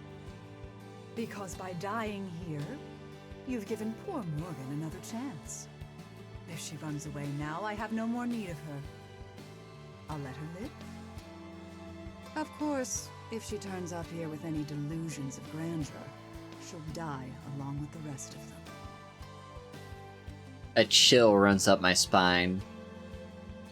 Because I know, beyond a shadow of a doubt, that there's no way she won't come for me. That she won't run away. Still, the way that Evelyn can talk so cruelly about her own daughter makes it hard for me to even keep up my attitude. You really don't feel anything, do you? You raised her, you lived with her, and even after all that... Finally! You get something right. I don't feel anything for her. You got something wrong, too. Evelyn halts and stalks closer to the altar. Close enough that I can see her wildly dilated pupils, the razor-sharp points on her fangs. I didn't raise her. I cultivated her. From the minute she was born, I prepped her for this fate, to be a worthy vessel. How could I have known that a much more useful one would arrive at my doorstep? Just days away from my ascension. Now she takes a step back, letting the moonlight fall across her. She arches her back like a cat, enjoying it. She raises an arm, and I'm lifted into the air like a circus performer, suspended from nothing. My arms are snapped to my sides. I struggle as hard as I can, but I still can't move at all. I can't even flail around. Still, her words pique my curiosity, and I'm dying to know what she meant. Since I might be dying anyway, I might as well ask. More useful how? She grins. Because this night is very, very special. I just want to point out that Tara's shirt has been changing phases. Like, it was a full moon when she first had it on last night, like, or tonight, I guess, and then like it's now a crescent. I don't get it, but yeah. And like, allegedly, I wasn't really paying close attention, but allegedly her shirt has been changing phases like over the course of the story. As we approached the full moon, it was getting fuller and fuller. And now, why is it a crescent? For years, centuries even, I've whiled away my time here in Eisenfeld. It's amused me to no end. But I've grown bored of it. I desire to see more of the world. Creepy. And while any human body would do, I suppose, there's merit in one such as yourself. One with influence and fame. I don't even know the words to convey how disgusted I feel. It's not enough for her to steal my body, but she also wants to pretend to be me? I think the horror I feel must show on my face because she smirks. As she does so, her skin starts to shimmer and shake, like there's light just underneath it. A thin thread of ethereal matter, like the spell that she used to bring me here, ekes into existence. It stretches between her hand and my chest. The second it comes in contact with me, I feel like all my strength is sapped out of me, like I'm being sedated. I hope I'm only passing out and not dying. I'm not sure if the two feel different.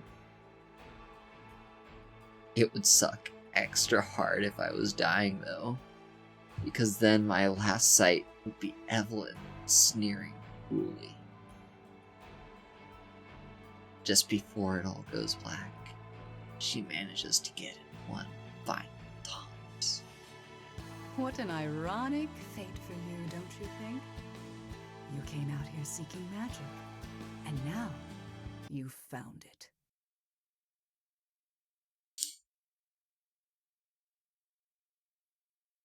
Switching over to Morgan.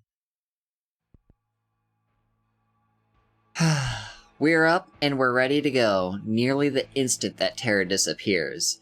It's a shock, of course, but not one that messes up all our plans.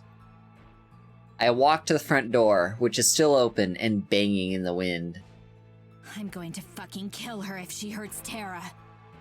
Tara will be fine. She's tough. Besides, we've got a plan, right? After a long moment, I nod. Right. Maddie turns back to face Abigail, who's half hidden by the bedroom door. Are you sure you want to go, sweetheart? You can stay here. Of course not. There's no way you're doing this alone. I'm just a little nervous, that's all. Me too. I'm a lot nervous, actually. We'll be fine, though. If she keeps saying that, it'll be true, right? I wish I could believe it. I wonder if Maddie even does. I scoop up Geladura and wait outside. We need to leave now, but I force myself not to rush them along. A minute later, they follow me outside. They run together, passing familiar scenery.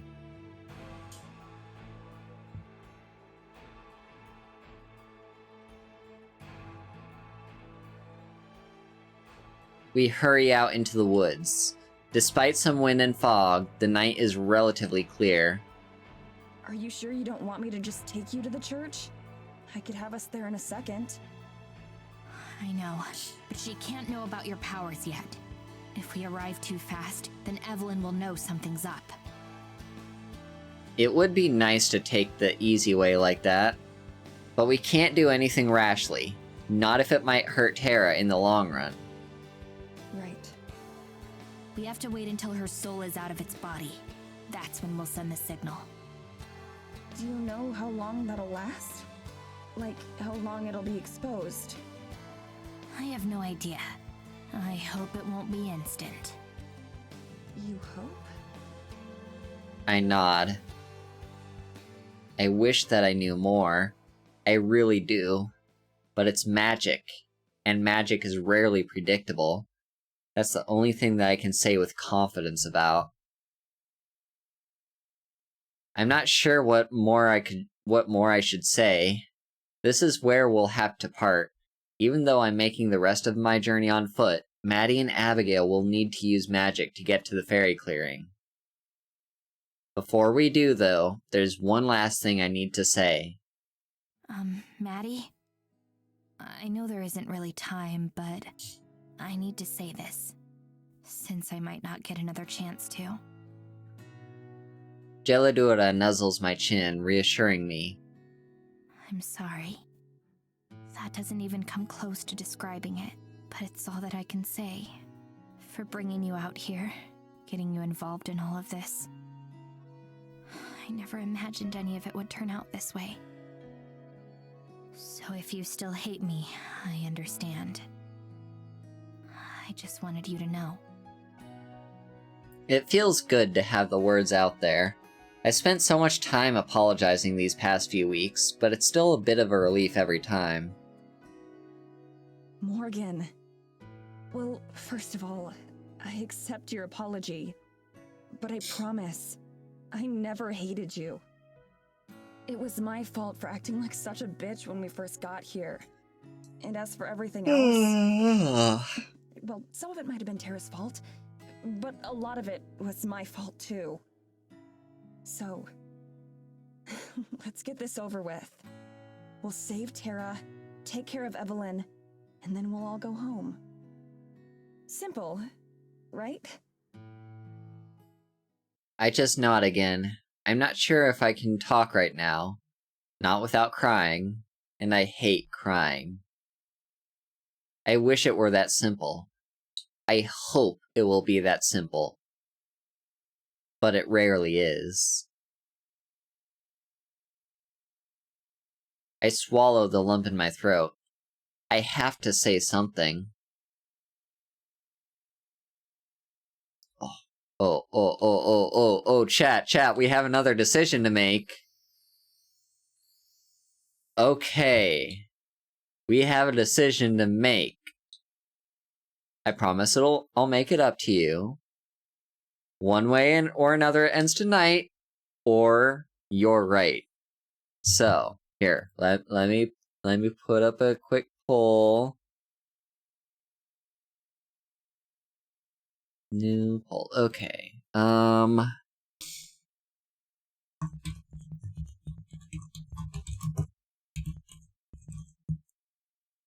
Okay, what are the responses? I promise I'll make it up to you.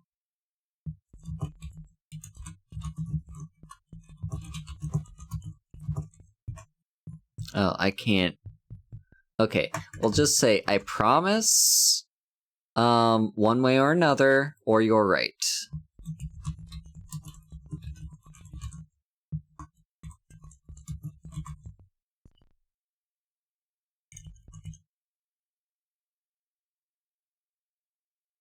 There we go. Let's just do like a 1-minute poll. No, we'll do a 2-minute poll.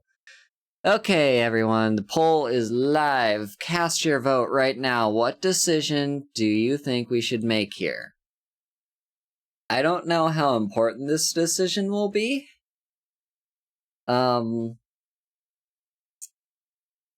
Because so far we've... Oh, Yura, welcome. Hello. Yeah, I did drop a save. Hello, Yura. You were playing Yakuza 0. Nice. Welcome, everyone.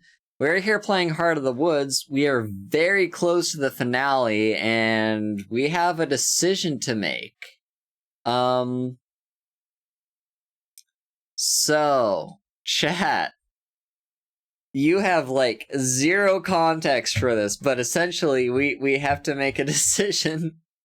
And I don't know how important the decision is gonna be, but the game's only given me 3 decisions so far, and we're, like, at the very end of the game, so they feel important. And yes, I did drop a save. I have a brand new save slot for this decision, so we can always come back to it if we want to do the other endings. Yeah, hurry up and make a decision, chat. The poll is ticking down.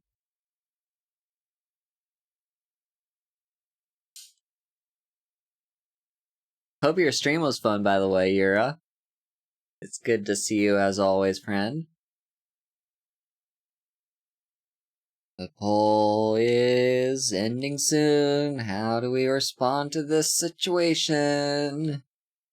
Like, I think these are, like, supposed to be implied to be Maddie's last words to Morgan before they split up.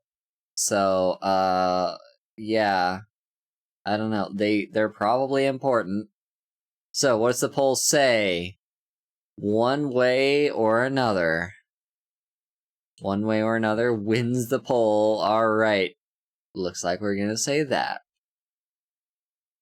One way or another, it ends tonight. I'm leaving Eisenfeld, and I'm taking Tara with me. One way or another, this ends tonight. You did business, so it was good? That's good. I don't care what it takes. Evelyn will be stopped. Tara and I will leave for the life we talked about. That dream that I've dreamed about for so long. I'm going to protect my legacy. I'm not going to let her hurt anyone else. Maddie and Abigail smile weakly. I wonder how I must appear to them. At first, Maddie thought I was crazy. Even if she accepts my apology, I wonder if her opinion has changed. It doesn't matter what she thinks, though. All that matters is getting out of here alive. That's a very concerning look on Morgan's face. That is not a happy expression. Those are very dead eyes. I'm concerned. I'm very concerned. I'll see you too soon. I don't waste any more time talking. I set off for the church.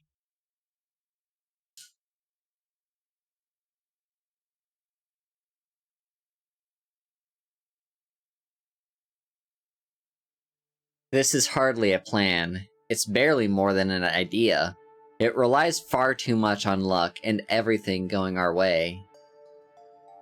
But it's all we have. The furious wind tells me that I'm in the right place, as if there was any doubt. When I approach the doors to the church, they blast open. I've been expected. I don't waste any time. I rush in. Tara floats in midair, suspended by invisible magic. She lies prone, but with her arms and legs apparently locked in place. She looks dead. A colorful cloud floats above her with a long tail spiraling back towards her body. I don't even need to be told. I know that it's her soul. It thrashes about as much as a cloud can, but is seemingly locked out. Below, Evelyn stands hunched with her back to me. A trail of malevolent white magic tethers her to Tara. Evelyn's appearance has changed drastically, becoming more monstrous.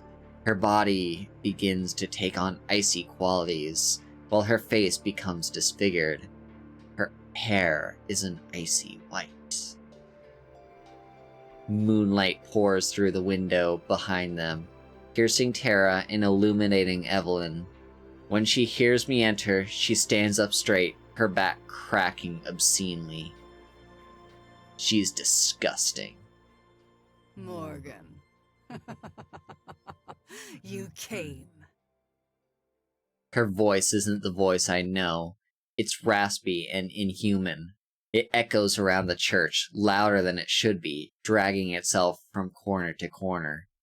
I knew you would. You always do. Her body spasms and twitches as if electrified. Still, her voice remains steady and flat. Of course I came. You're not taking Tara. You're not taking anyone else ever again. She laughs, but it sounds like a choke. There's no humor in it. It's inhuman. Do you know how many times I've heard that before? Countless. And yet, here we are. Predictable. You humans always are. Curiously so. You have all this freedom, but you don't know how to use it. Pity, pity, pity. Pity. Soon I'll have taken the body of your friend, and you will be dead, and I will be far, far gone. You see, I've grown tired of playing pretend out here in the woods. I've decided it's time for something new. And Tara is going to give that to me. Yeah, Evelyn... For context, Evelyn is like a cursed fairy that is... According to the fairies, the term is moonsick. And I guess that doesn't really provide much context for anyone who has not been following the story. Yeah, she's not normal. She's the main central villain of this story. You'll still be a pretender. Evelyn seems to notice Geladura for the first time, and she licks her bloody lips. You. So, you're here too.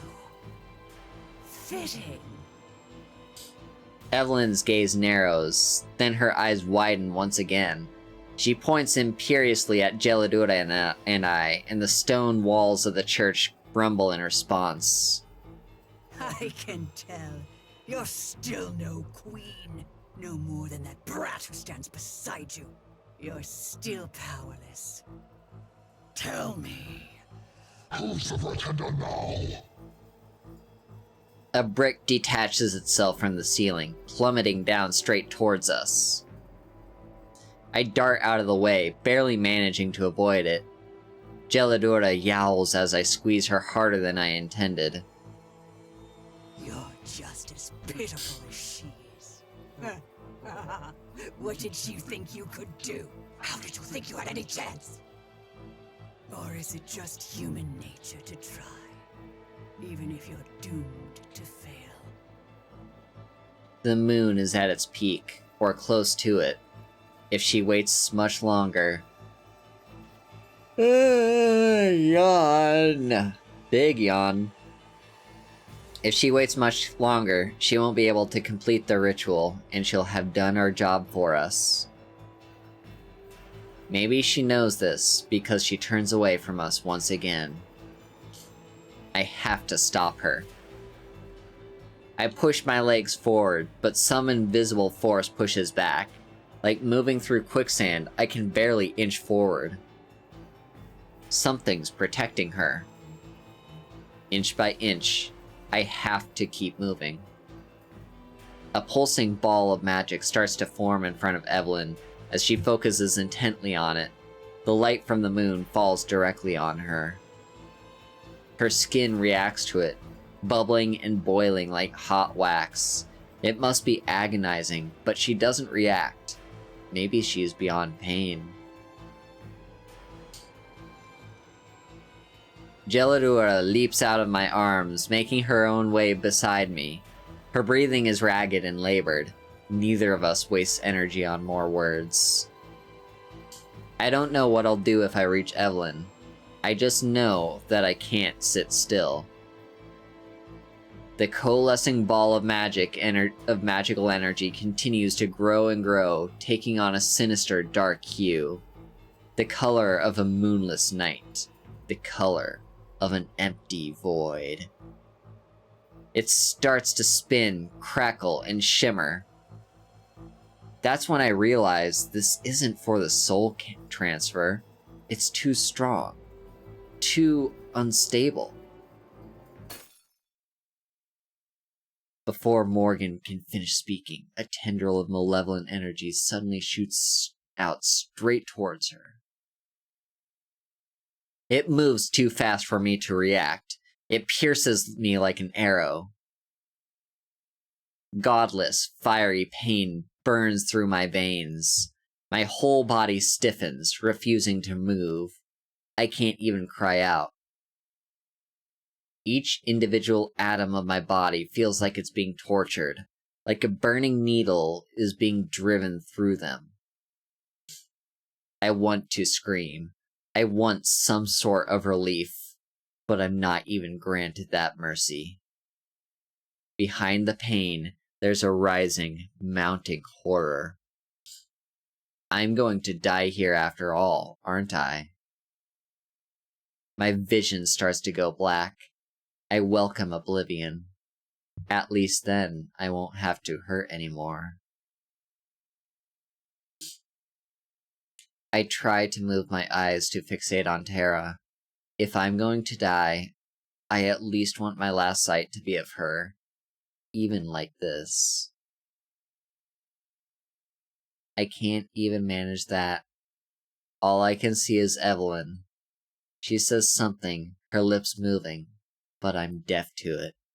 All I can hear is a deep, resonating, ringing sound in my ears like some perverse bell toll. Then, Evelyn's eyes go wide, wider than before. The air behind her shimmers and shakes just like her magic spell. Empty space tears itself open, and she's sucked backwards like a rag doll. In an instant, the magic and the pain is gone, leaving behind no trace. I fall forward, my momentum having been locked in place with me, and just ahead, Terra crashes to the ground limply.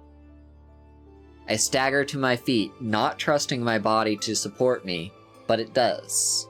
The complete absence of pain is a shock in its own right.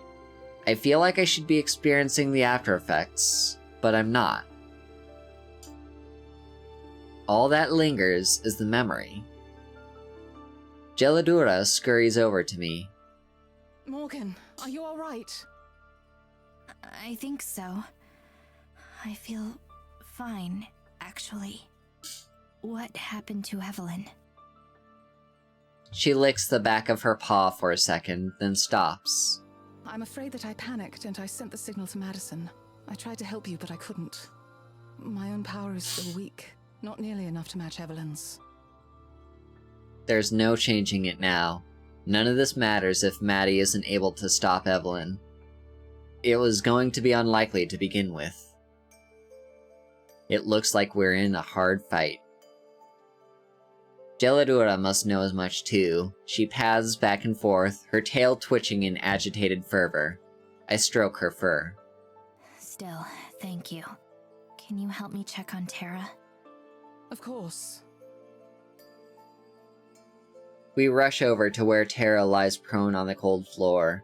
Her soul is nowhere to be seen, which I hope means it returned to her body. I cradle her as tenderly as I can, checking for a sign of a pulse or breath.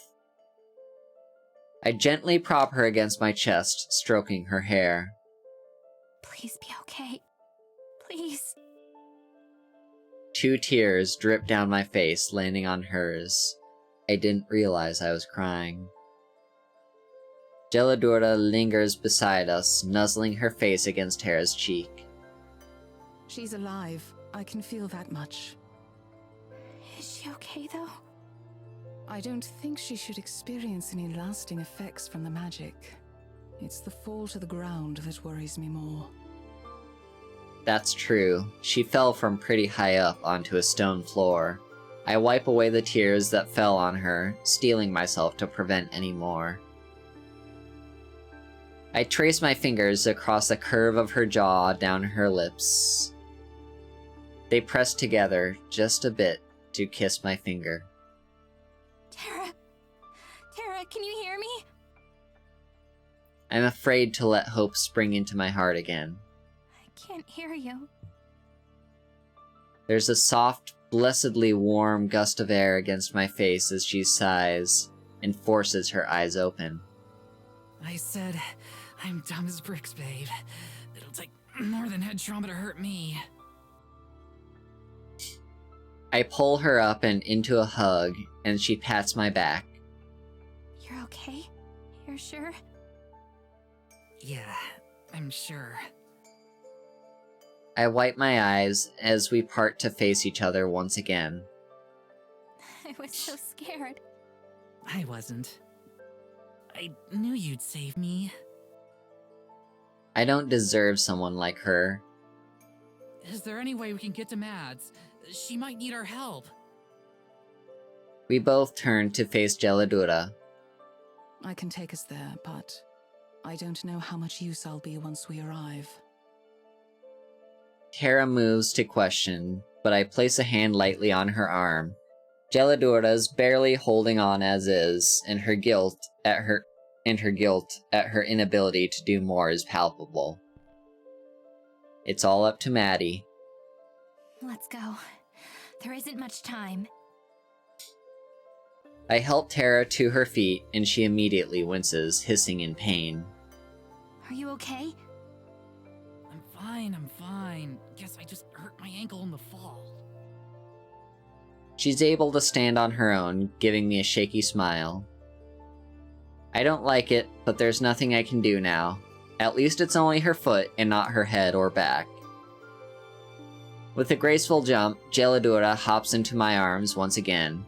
I stand next to Tara, who leans against me for support. With one hand, I support the cat. With my other, I take Tara's other hand in my own. Then I nod. We're ready.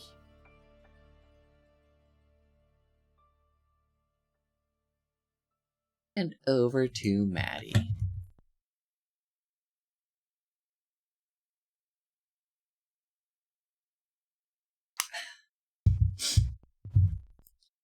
My heart pounds as Abigail and I arrive in the fairy grove. This place has been the setting of most of my favorite memories here in the forest. I could have never guessed that it would be where everything ends. I can feel the fairies, my subjects, watching from close by. They don't show themselves, but their presences are like tiny little pressure points on my consciousness.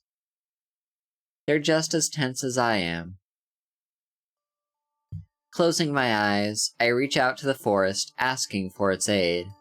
It still hurts, badly. It laments the terrible pain that it suffered. I promise that it'll be okay. It's my duty as queen to ensure this. I hold the forest in my heart and promise to rid of the moonsick one. Abigail and I walk to the water's edge. Nervousness tears at my stomach. Geladura's signal could come at any time. I have to be ready. High and above, the moon offers its light to us. The whole lake is dyed in its silver glow, shimmering and refracting and amplifying. Moonlight caresses my face like a lover, warm and invigorating. I indulge in it, letting it sink in through my skin, my roots, my forest. Every little second could be crucial. How do you feel? She holds my hand loosely in hers. Nervous. In a way I've never felt before. Nothing else in my life has ever been this important. There's never been life or death consequences like this. What if I screw up? I expect to see fear reflected in Abigail's face as well, but when I turn towards her, she looks serene and unbothered. I have complete faith in you, Madison. The fairies said that not just anyone could be queen, but that you could. They saw something in you too. We're all putting our trust in you. The whole forest is, and our friends too. We wouldn't do that if we didn't believe in you. I wish I could use a magic spell to boost my confidence. For all the power that I hold right now, it sure feels insignificant. So far, everything has come naturally. Moving through the woods or interacting with its... yawn. Moving through the woods or interacting with its denizens is easy, but to use my magic against another being? That's something else entirely. But I can't let that kind of attitude overwhelm me. I can't be defeated before it even starts. Abigail's right. Everyone is counting on me. I can't let them down. Thank you For what? for believing in me. She leans forward and kisses my cheek. Always. Always. That word has meant a lot of different things to me lately. My concept of forever keeps shifting and changing. Even now, I'm not entirely sure what it means. For context, she was a ghost briefly and had to consider the concept of eternity from the perspective of being a ghost, and now she's a fairy queen, and so time has no more meaning to her. So, like, yeah, she's, like, had an experience this past month. I suppose that after tonight, I will. You know, when we were here before, there were times that I wished it could last forever. Where it was peaceful, and just the two of us. But now, more than anything, I'm ready to go home. I'm ready for us to make new memories. Together. Nothing would make me happier. When you came into my life, I thought that it would be fleeting, like a nice dream that I might someday look back upon and smile. I didn't dare imagine nor hope for anything more. But now? Well, perhaps you've made an optimist out of me after all. I kiss her forehead, and then her nose, and then her lips. I love you. More than anything.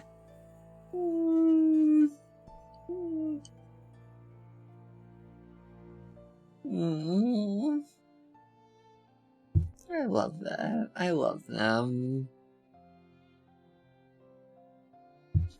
Seeing them together always makes me so happy. And I love you too, Corgi. Also, is Maddie not, like, the best girlfriend? Like, every time I hear her say something affectionate, I just melt a little bit. And I'm just like...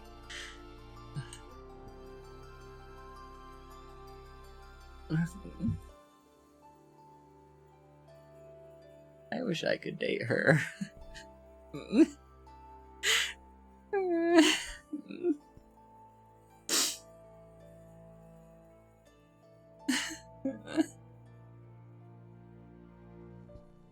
Maddie's amazing. I love you too, more than anything. Corgi wants puppy noises.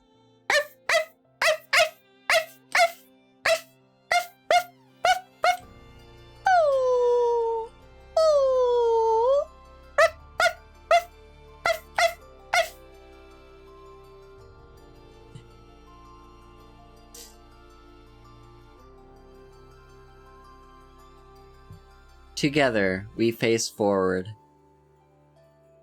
And that's when I feel it. A cold flash of foreign fear.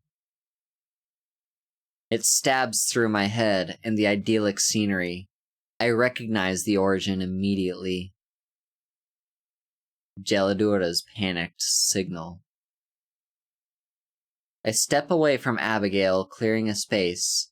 I force myself to breathe evenly as I reach within myself, mentally searching for the magic. I call upon the power within me. Unlike before, when it blossomed and flourished at my request, now it lies dormant and afraid. I understand. I'm afraid too. But there's no time to be afraid. Using my authority as Fairy Queen, I coax the magic forth. The church's presence aches like an infection, and I promise the forest that I'll help heal it. The magic ripples through the woods. It sets upon the church, finding Evelyn easy. I can't see her in my mind's eye, but I can feel her. Feel her hatred and scorn and fear. So I'm not the only one who's afraid then. That's more reassuring than anything else. If she detects the magic that's coming for her, then I can't tell. At my will, the tendrils of magic wrap around her like vines. Then I stick my hand out, my physical, actual hand, and I pull. The result is immediate. Just above the surface of the lake, a ripple disrupts the air and a massive rift opens up. Within seconds, Evelyn falls forward through it, collapsing in a heap to the shore. It's wrong, though. She's still in her regular body. It's not just her vulnerable soul like it should be. I take a fearful step back. Why did Geladura send the signal early? My blood runs cold. What if something happened to her and Morgan? What if she wasn't too early?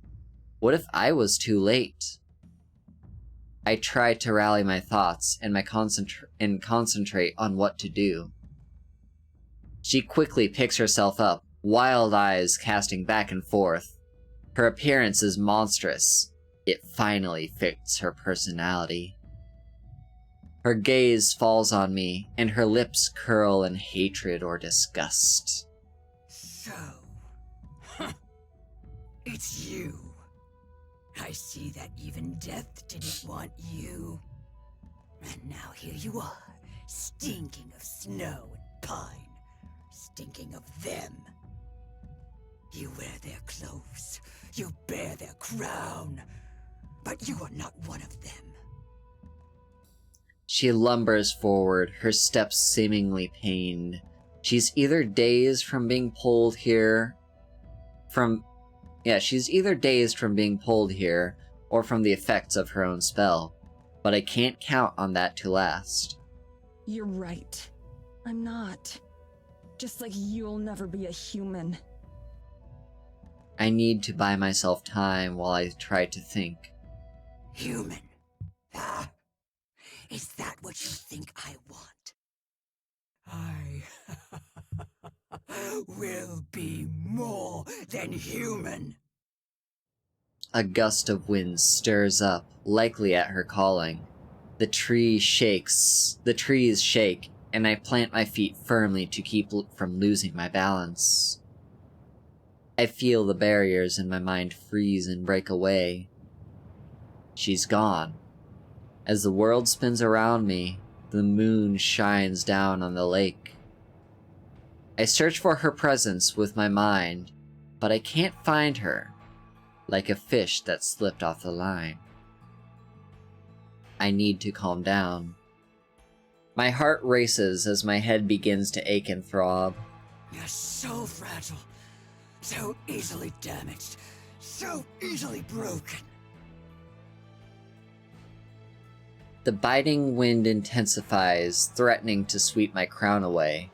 Abigail shields herself with one arm. Evelyn, however, remains unaffected. What's wrong, little child? Why not make this easy on yourself? I can make it painless for you this time. Reality and illusion blur and bend in the fabrics of my vision tear. She takes another step forward in my mind, shattering what little focus I had. She's almost close enough that if she lunges forward, she could grab me by the throat. Instead, Evelyn scratches at her own neck, her nails drawing blood, but she doesn't seem to notice. High in the sky, the moon watches over us, indifferent. I can feel its light sustaining me, the same as it bolsters her. She turns to look up at it, shivering. And welcome to ads. We are going to wait for those to play. My nose is being incredibly itchy right now, and it is annoying.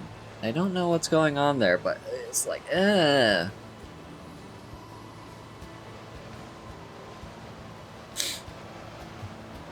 And my nose, please stop itching for just a little bit. Ugh.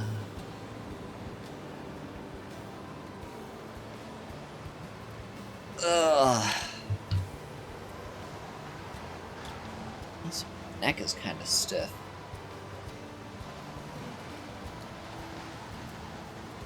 Ugh.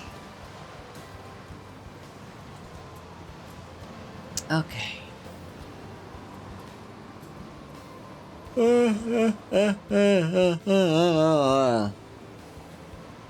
So, we're definitely at the end. This is the final confrontation. And things are scary. Yeah, I don't like Evelyn. I fully admit, I, like, kinda gave her benefit of the doubt at the beginning, because I didn't really think she was, like, literally evil. Like, I thought just, oh, she's just, you know, misunderstood, like, woman who has to deal with the town and such, and it's like, nope, she is literally, like, a villain. It's like,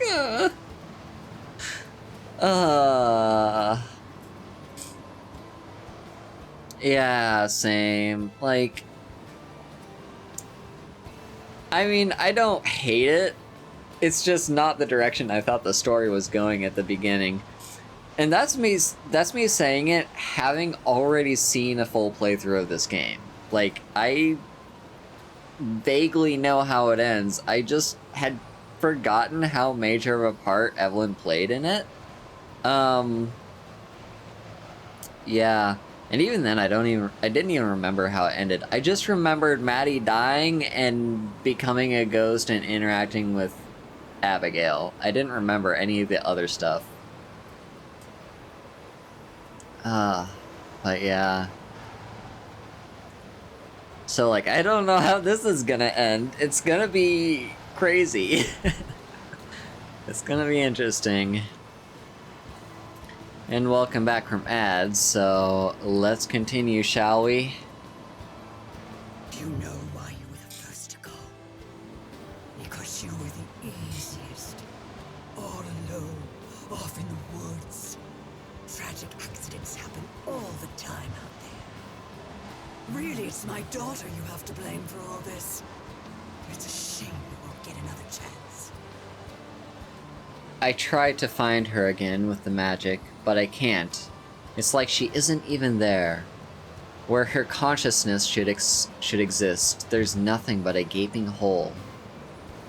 A void that feels familiar somehow. Her eyes glow red as she faces me again. Looking for me. My consciousness is immediately assaulted. My head pounds as I feel Evelyn enter it like an intrusive thought. With every push and pull, she rips at my soul. My magic quakes under her power, flickering and fearful. I try to reach out and grab it, pull my own consciousness and strength into me, but every time I get close, it's yanked away. Unrelenting, overwhelming. Die, die, die! It echoes and reverberates in my skull. I choke, momentarily forgetting how to breathe. Every single thought, every single idea, snatched and destroyed. I can't even see anymore. I knew it! Your gifts are wasted on you. Queenship is wasted on you. What good is power if you don't know how to use it? All of you are the same. A searing pain in my head forces me to my knees. Your friends couldn't save you then, just as you can't save them now. An unseen force shoves my head upwards, making me look at Evelyn. A peculiar ringing blocks out all other sound, except for her words. I'm deaf to the wind, to the forest, to Abigail. See what you've done, and despair. She gestures imperiously towards the empty space between us. Just like the portal I used to bring her here, another hole in space rends itself open. Through it, I can see a glimpse of the murky, stained glass window of the church. Then it upends, unceremoniously spilling out my friends. Or at least, their bodies. Nausea hits me at the sight. Tara's there, her body limp and broken, arms and legs splayed at an obscene angle. Blood trickles from her mouth beneath her open, sightless eyes. Morgan is also there, in a heap, though her body isn't as mangled as Tara's. A grisly wound stretches from her ear across her face and down her neck. Blood stains the sand beneath her. Even Geladura lies there, motionless. Though her back is turned to me, a small puddle of water forms beneath her, spreading as she seems to melt. I scream. I want to run towards them or clutch at my heart, but I'm pinned in place. How? What went wrong? Was this why the signal came too early? I shouldn't have left them alone. I should have gone with them. This is my fault, isn't it? Evelyn's attack on my mind ceases in order to let me truly comprehend the horror before me. As much as I fight it, my heart gives way to what Evelyn asked of me. I despair.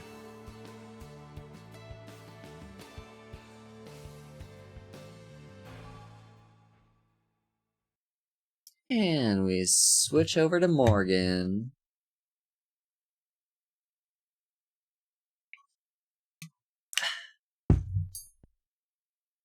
Our feet touch solid ground, and Tara immediately loses her balance. I grab her shoulder to keep her from falling. Geladura pants heavily, the magic having taken a heavy toll on her. Maddie, Abigail, and Evelyn are on the far side of the lake. Only Abigail seems to notice us. Even from a distance, the terror on her face is clear. Come on, they need our help. Tara takes one step forward and then falls to the ground, clutching her ankle. Shit. Just then, Maddie screams in pain or in horror. A sick feeling in my stomach. All three of us turn to look, although there's nothing new to be seen. I know from experience that doesn't mean she isn't in pain. Abigail is tugging on her arm, but Maddie doesn't react at all. She must be beyond even feeling it. And just behind Evelyn, a familiar-looking ball of sinister light is forming, sparkling in the moonlight. Its tendrils jolt and jag with a familiar hunger. Maddie doesn't even know. Evelyn turns back and looks at us, a sadistic grin on her face. The tendrils of magic shift, and a feeling of impending doom fills my lungs. I look back at Tara, who scowls at her foot as she tries to move. There's no way she'll be able to. I don't have long to act. If I run for Evelyn, she might hurt Tara before I can get there. If I don't, there's no telling if Maddie will be able to stop her. Of course, it might already be too late to help her anyway. Tara's gritting her teeth through the pain. If I leave her on her own, she'll be helpless. I can't let that happen. I face towards Evelyn again. I have to stop her somehow. That's all that matters. Even if The realization that it might cost me my life rushes through me. All along, I've been aware of that as a vague possibility. I'd always known it might come to that. The future with Tara I've been pushing at the forefront of my mind. The pain I've been pushing aside to move forward. The memories and emotions of the past overflow and hit me all at once. All the things I thought I could forget. But now, in this moment, faced with that decision, I freeze. My whole body seizes up, and I fall to the ground. No. No. No. Not here. Not now. I can't afford to be paralyzed like this right now. But the cracks of my psyche freeze over and hold, and the curse within me grips my every muscle.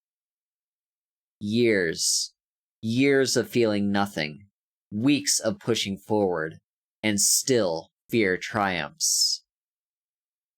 Is this really how it will end? Am I really not strong enough to do anything?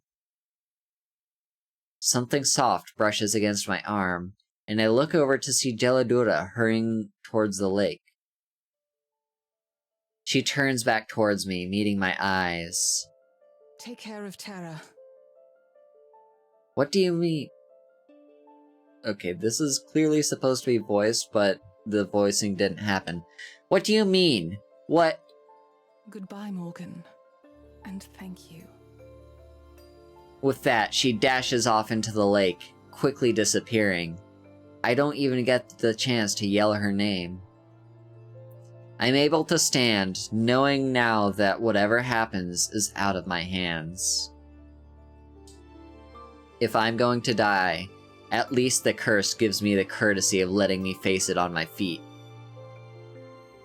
Just then, Evelyn's ball of magic crackles noisily, and I fling myself in front of Tara, shielding her with my outstretched arms.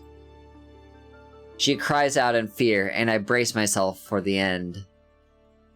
But it never comes. A warmth spreads throughout the clearing instead. A bright light blinds me, and I hear Evelyn vocalizing something between a gasp and a snarl. I turn just in time to see the silhouette of a beautiful woman leap from the lake. Though I can't see her face, I just know that it's Geladura, the real fairy queen. For a brief moment, she hangs there, suspended and framed by moonlight. She waves her hand in a slow, elegant gesture like a conductor directing an orchestra. Light glitters at her fingertips. Then she hurls the light towards Evelyn. Two things happen simultaneously. The shards of light shred through Evelyn's form, leaving glistening, luminous trails where they cut her.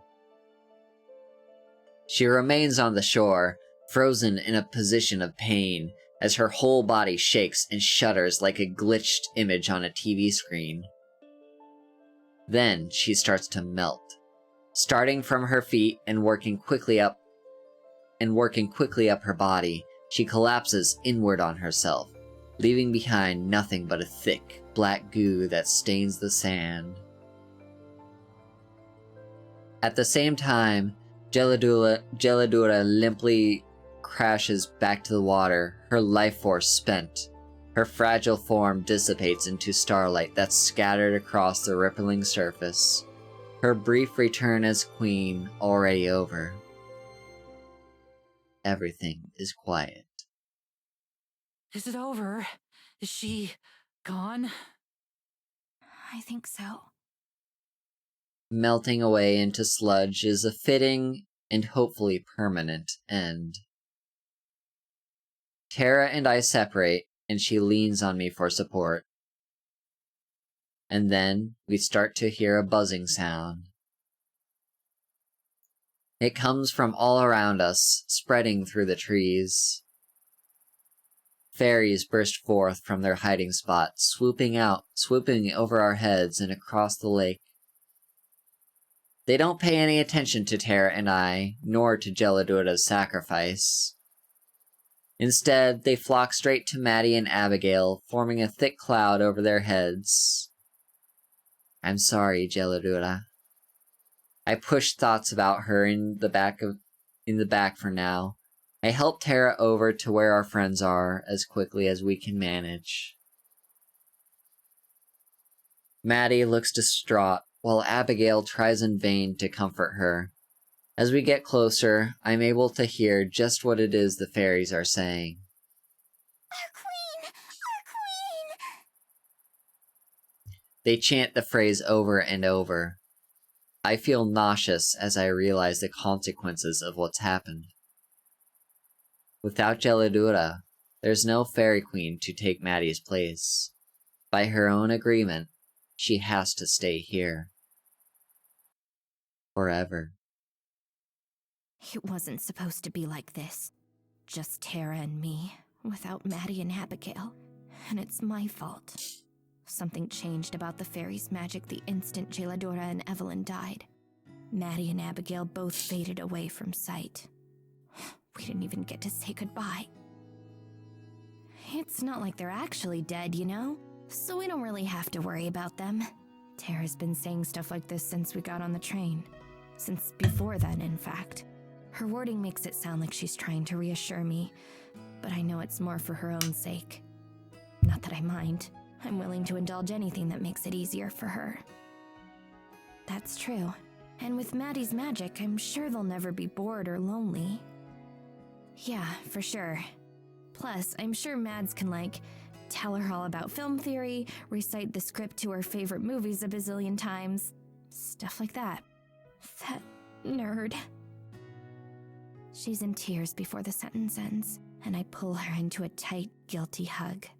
The rumbling of the train makes it uncomfortable, its motion slamming her against my chin repeatedly, but I don't mind.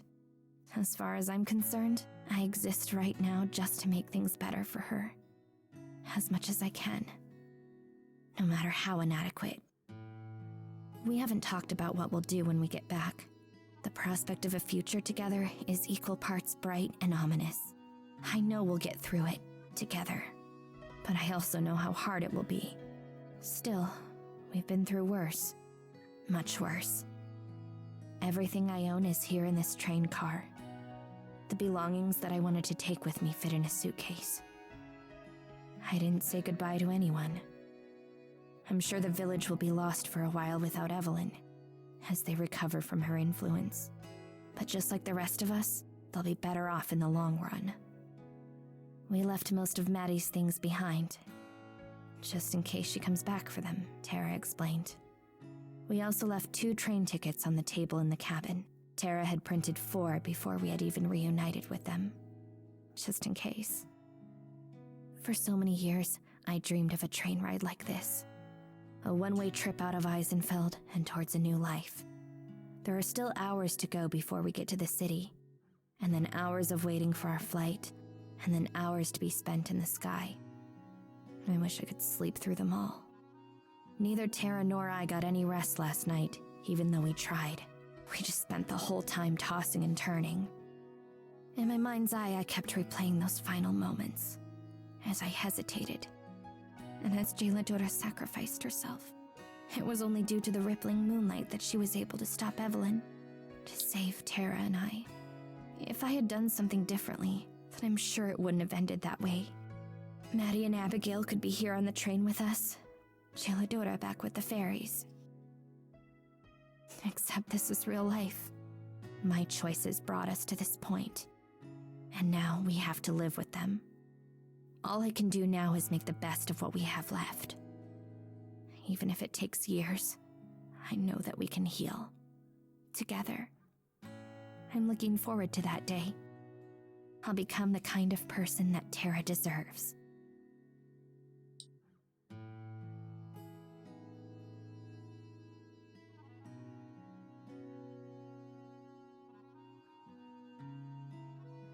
I don't know what to say.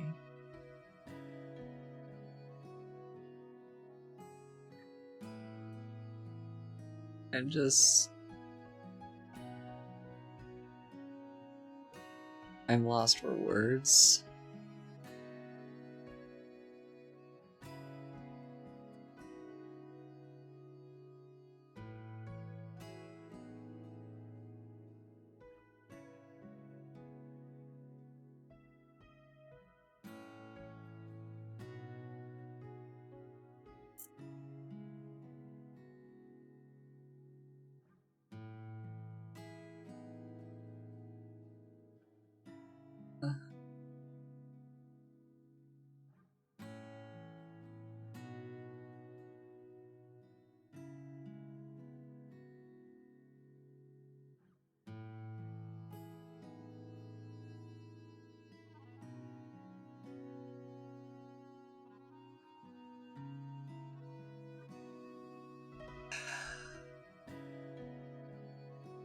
Like,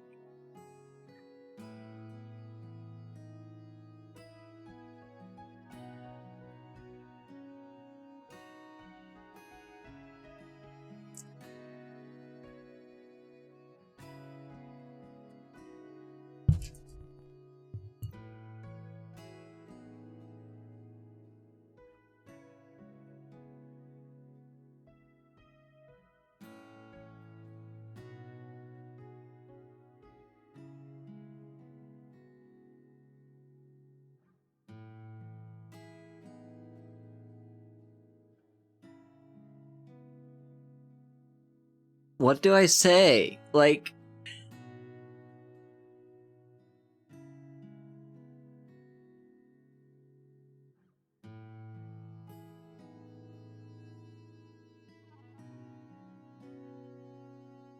I was like holding out hope that we were like heading towards a good ending, but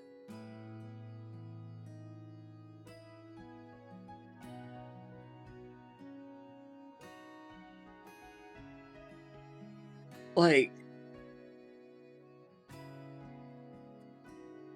they didn't even get to say goodbye.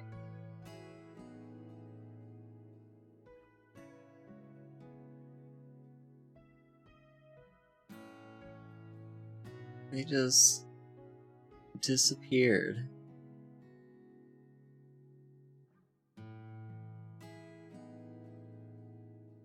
They're gone now.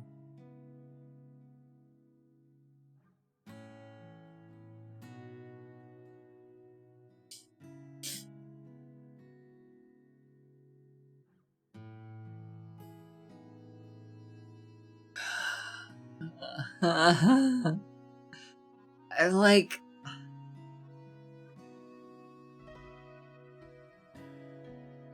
I feel a lot of different things all at once. And I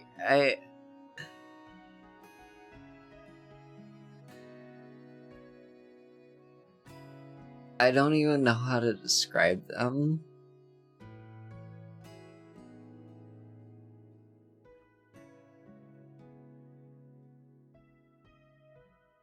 My heart actually feels heavy. Like,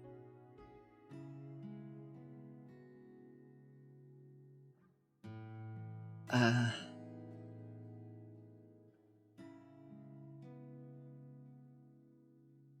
like,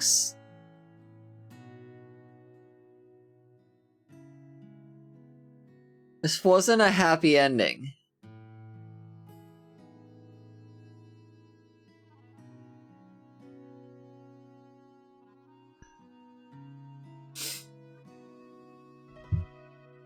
It takes a week or two before Tara is able to go into Maddie's room. She only stays in there for a few minutes before the tears start flowing. After 3 weeks, she calls Maddie's family. I hold her hand while she listens to them sob. They don't speak to her again after that. It takes 2 months for her to be ready to start clearing out Maddie's room. BT keeps scratching at the door, waiting for Maddie to open it and let him in. It takes a long time for her to make her video about what happened. She keeps it vague. She moves on to something new. We get our own place. The old house had too many bad memories. We give our new home a life of its own. We heal. We grow. I wait for a long time before I propose. About 5 years after we first met, I get down on one knee and ask her to spend the rest of her life with me. She freezes for a moment. I start to worry. Then the tears start flowing and she puts on that big goofy grin. Obviously, I wasn't planning on spending it with anyone else. Her parents are thrilled. To my surprise, they love me. Now I get to call someone mom without feeling sick to my stomach. Mom helps me pick out a suit. Dad helps me pick a venue. It all goes smoothly. We get married in the spring. She can't decide if she wants to wear a dress or a suit, and ends up wearing both. A suit jacket over a gown. I love it. She writes her own vows and everybody laughs. In the front row, there are 2 empty seats.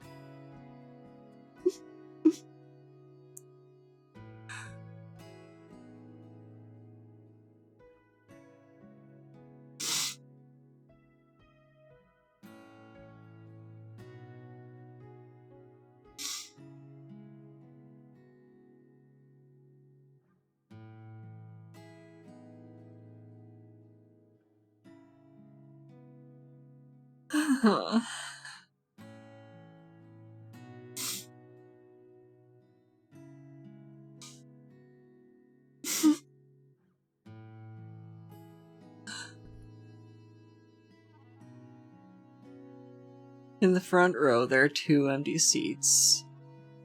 It was her idea. You never know. They might still show up. It'd be mad awkward if I didn't have a place for them. They don't show up. But somehow, I get the feeling that they know. Wherever they are, I bet they're happy for us. I hope the two of them are as happy as Tara and I are.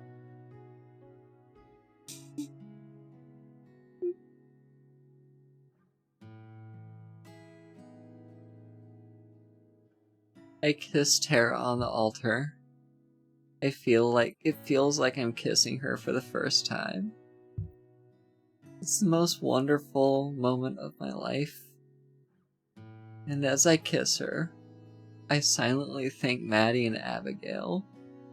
Geladura too. This wouldn't have been possible without them.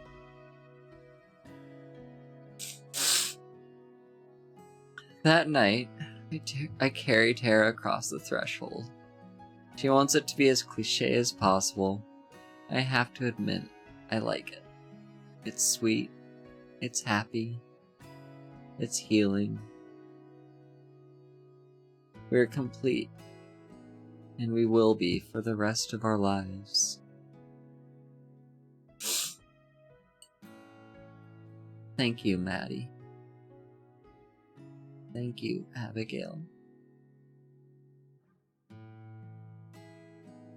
Goodbye.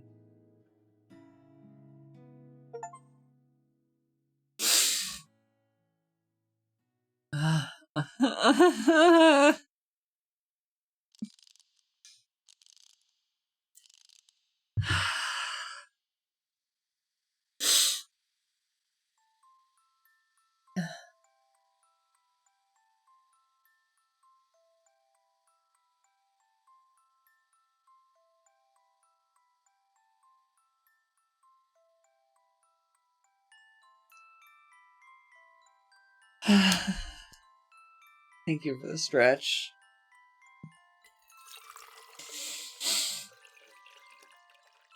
And a hydrate.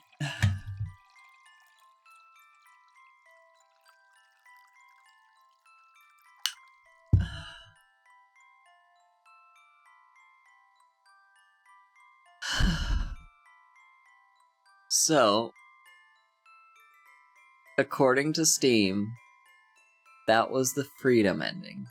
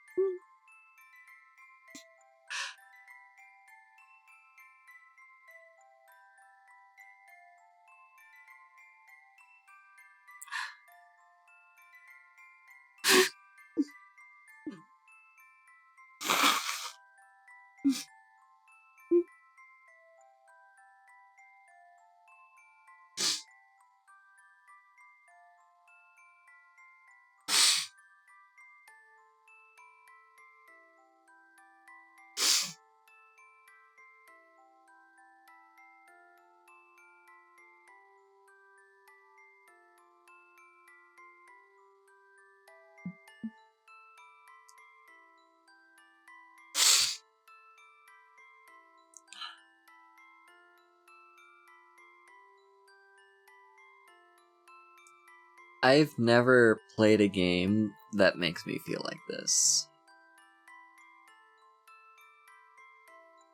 Ever.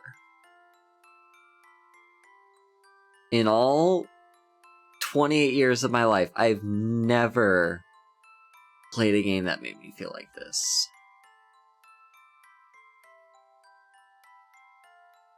Oh my god.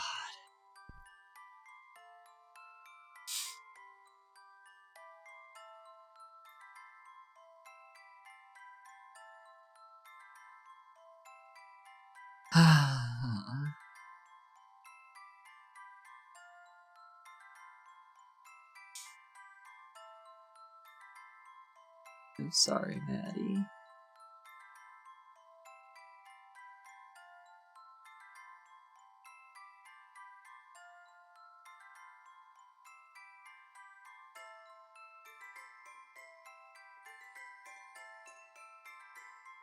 What are the extras?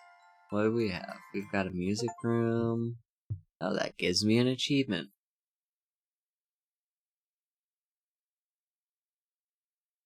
So what this just lets me...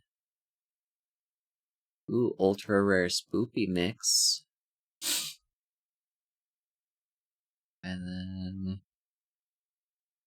Interesting. So yeah, we can just like come here and listen to music.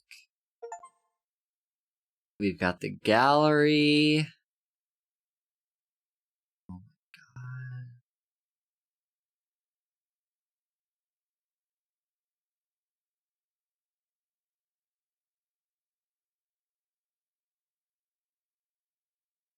Yeah.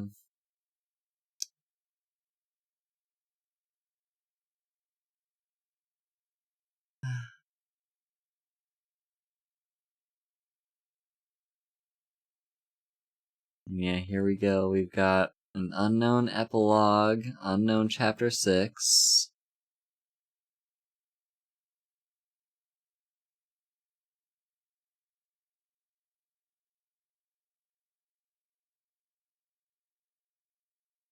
Mm.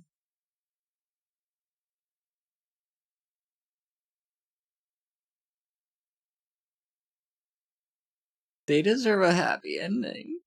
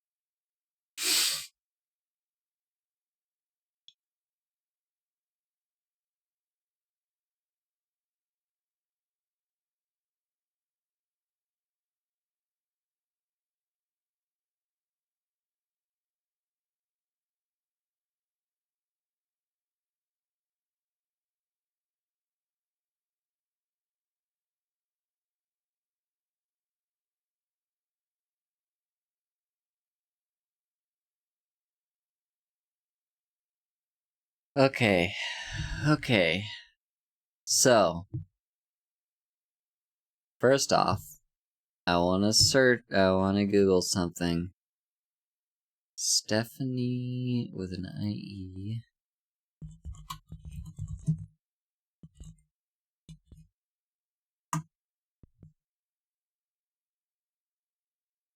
Okay, so, yep, voice for Tara.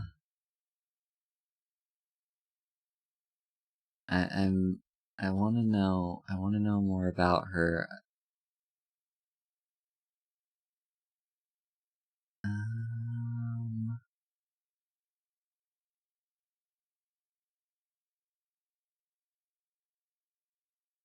Here we go, behind the voice actress. That's probably her.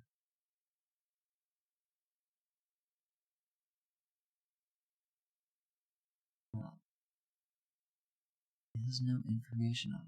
She's only done one game. Only one role. Oh, come on. I want to know about Stephanie. Tell me.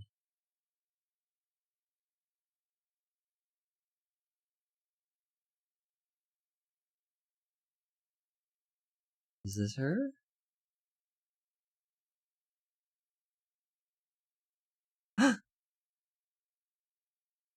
This might be her.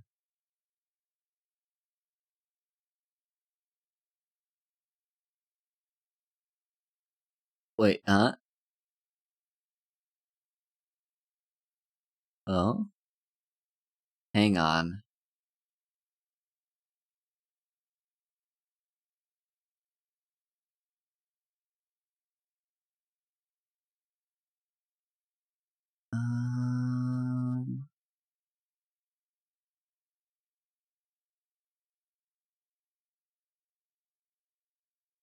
Yes, I'm assuming it's Teffy. It, like, she did come up in the search.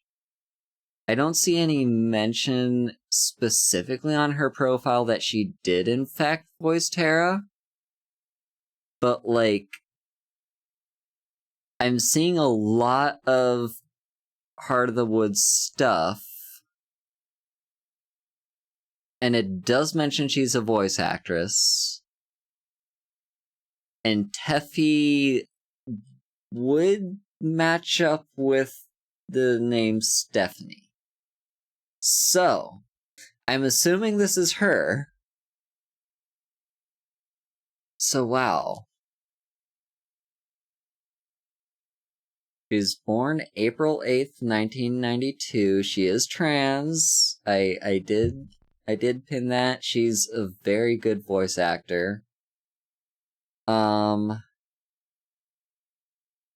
pronouns are she, it. That's actually really super cool. I love that. Yeah, she's a voice actress.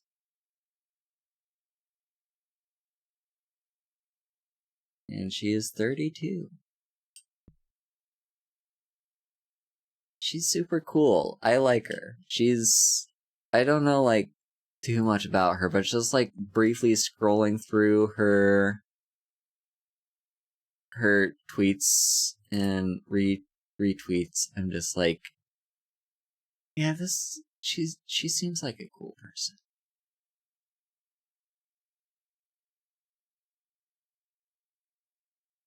Also, what is this Tsukihime? Is that another visual novel?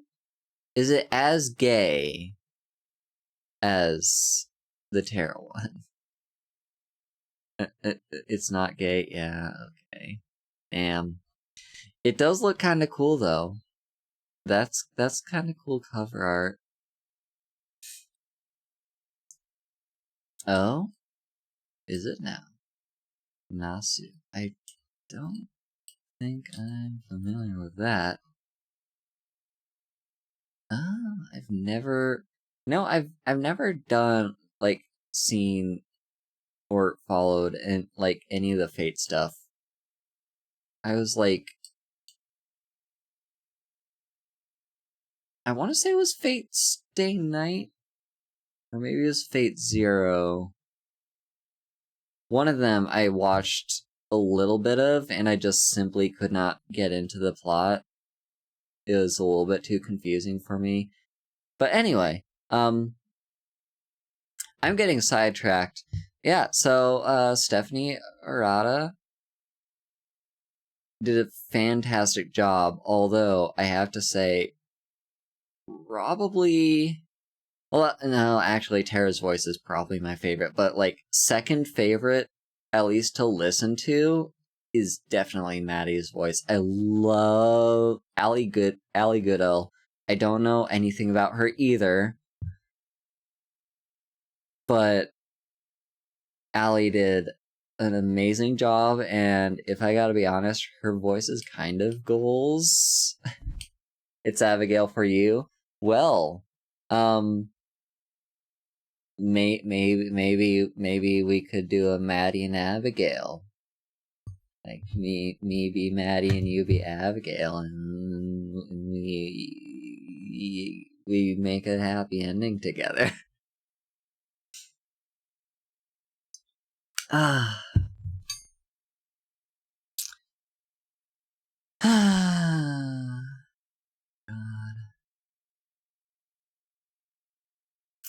So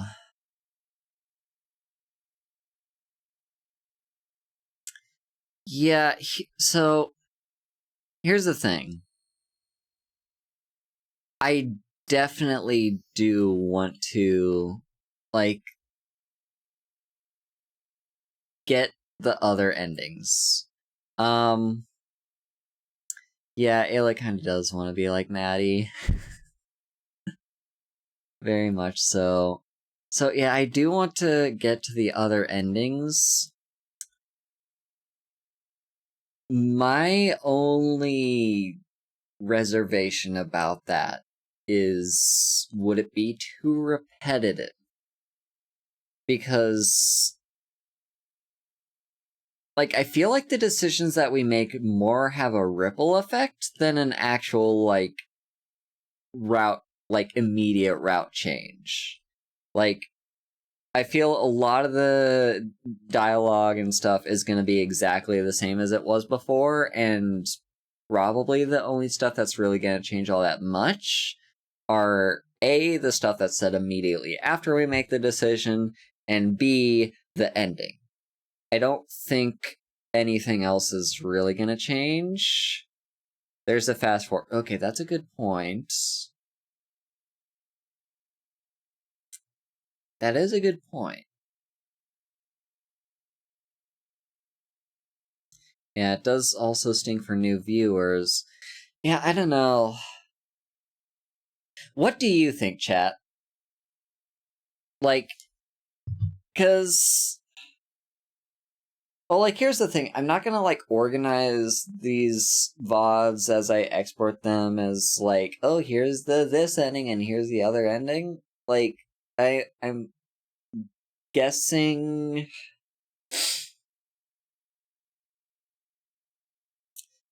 Yeah, I'm not sure. I really don't know what to do.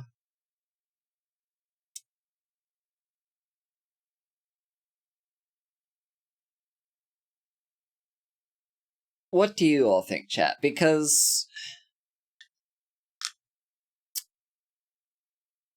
Well, here's the question. How long do you think it'll take for me to get all the endings? How many endings are there, actually?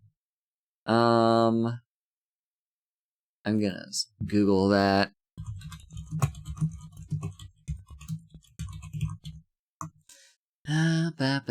Okay, so ending guide. This is probably gonna heavily spoil anything. I mean, everything, but whatever. Okay, yeah, spoilers below, read at your own risk. Okay, so let's see. There are 2 bad endings and 1 good ending.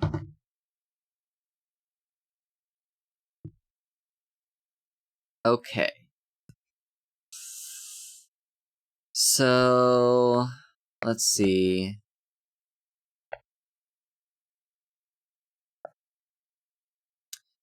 Yeah.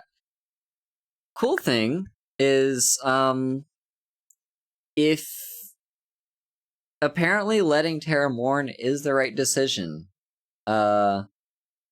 Because any of the other, like, you are not allowed access to the good ending unless you let Terra mourn. And I think that's kind of cool. I think that's a cool thing. That means we made a right decision by letting her mourn, and also it just kind of sends a good message that, like, you know, people should be able to mourn. So what are the other endings?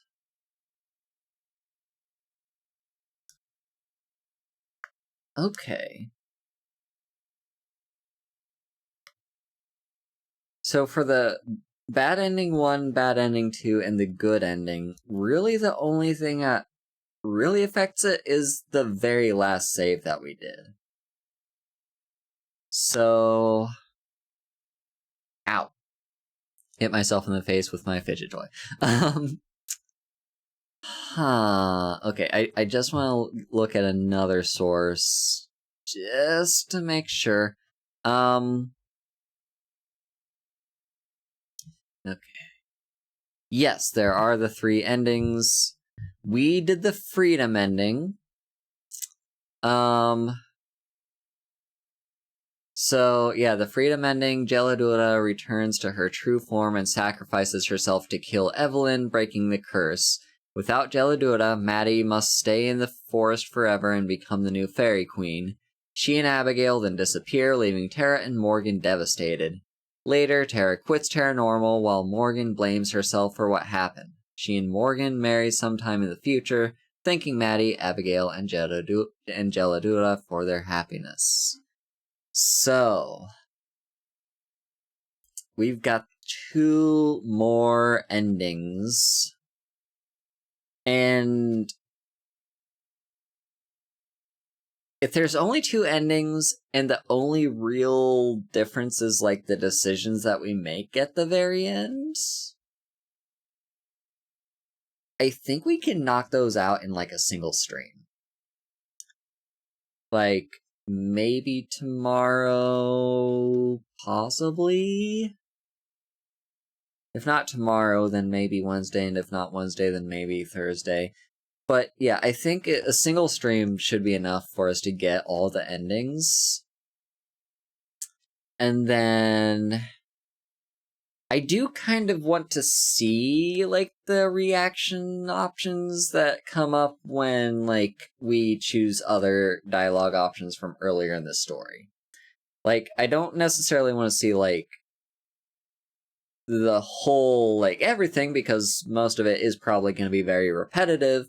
But, yeah, like, the general, like,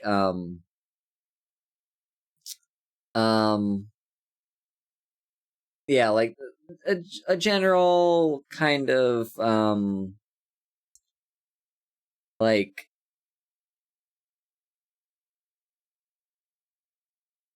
what am I trying to say? I lost my train of thought. Right, yeah, I want to see like the immediate reaction after it happens, and then like although I'm kind of curious if it does change anything down the line other than like whether or not you're able to make the other decision or not. Yeah. Anyway, those are just my thoughts. That shouldn't take too long since there's only like those 2 lines of dialogue, which would probably take like maybe 20 minutes total or 20 minutes each. I mean, probably not even each. Probably 20 minutes total. And then also, hang on, I completely forgot to check the poll. What did we choose? Do that one off stream. Do that off stream. Okay. We did get... Okay. No, I'm gonna ignore the poll. I'm gonna do a one-off stream to get all those endings. Yeah. It's just gonna be one stream to get all those endings, and then, like, kind of just vaguely see all the dialogue options stuff that we that we had the ability to choose earlier. Yeah, so anyway, that's the plan. That's gonna be the plan. Now, the question is tomorrow.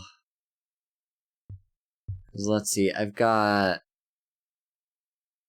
like I have an appointment thing tomorrow on, let's see,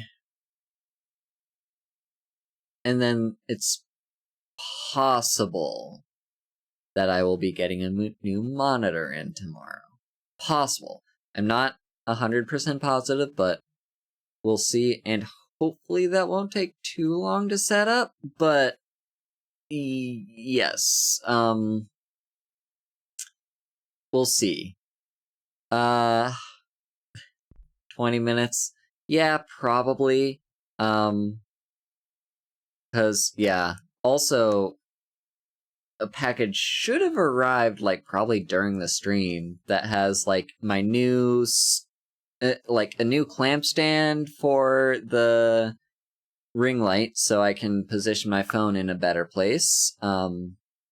Katie actually recommended that I position the ring light above the monitor, and I think I will give that a try, because that kind of makes sense to me. And then... Oh no, ad break. Snooze. We're finishing up. So... Yeah, I've got a ring light stand that'll be coming in, and I will be setting that up probably tonight. And then I have a new monitor stand, which I'm gonna wait for the new monitor to come in before I actually use it, and set that up, because it's for a dual monitor stand, and then I will have 2 monitors. So basically, yeah, that's gonna happen. But I don't know when exactly. But it said Tuesday was like the earliest possible day that it would arrive. So yeah, y'all got me all set up. I'm really, really grateful for all of your help. Like for Corgi helping setting up my desk, and like getting my PC all set up in its new place. I am really, really so grateful for you for helping with that. And then, yeah, Pi and Katie helped me pick out the new monitor setup, and I'm looking forward to having a new monitor. So, yes. Anyway, yes.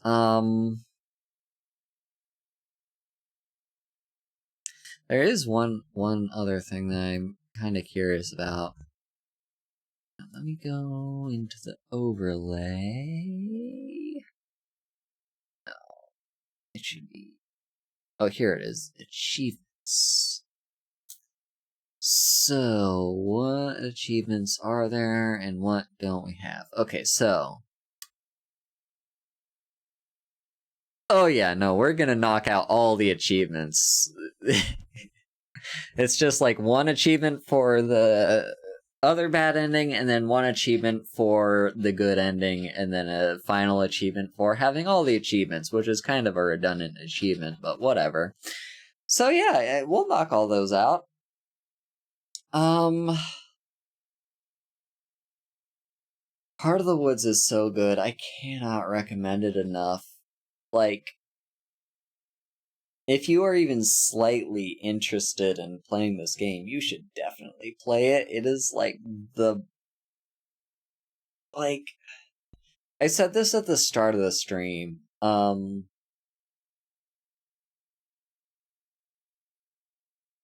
I would argue that this has some of, if not the best writing out of any story I've ever consumed. I may be a bit biased there, and I am saying that completely subjectively, but that's just how I feel. Like, Heart of the Woods has touched me in so many ways that no other story I've consumed has, like, made me feel. And I just feel really attached to this story.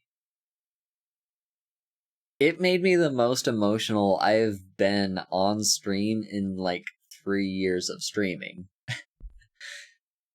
That's what this game means to me. Like,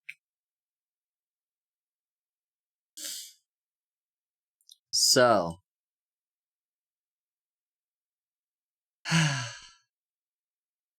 anyway, Ari does want me to give her some credit. She voices Terra. She gets to be the voice for Terra any time that we switch to Terra. So I think she does a good job.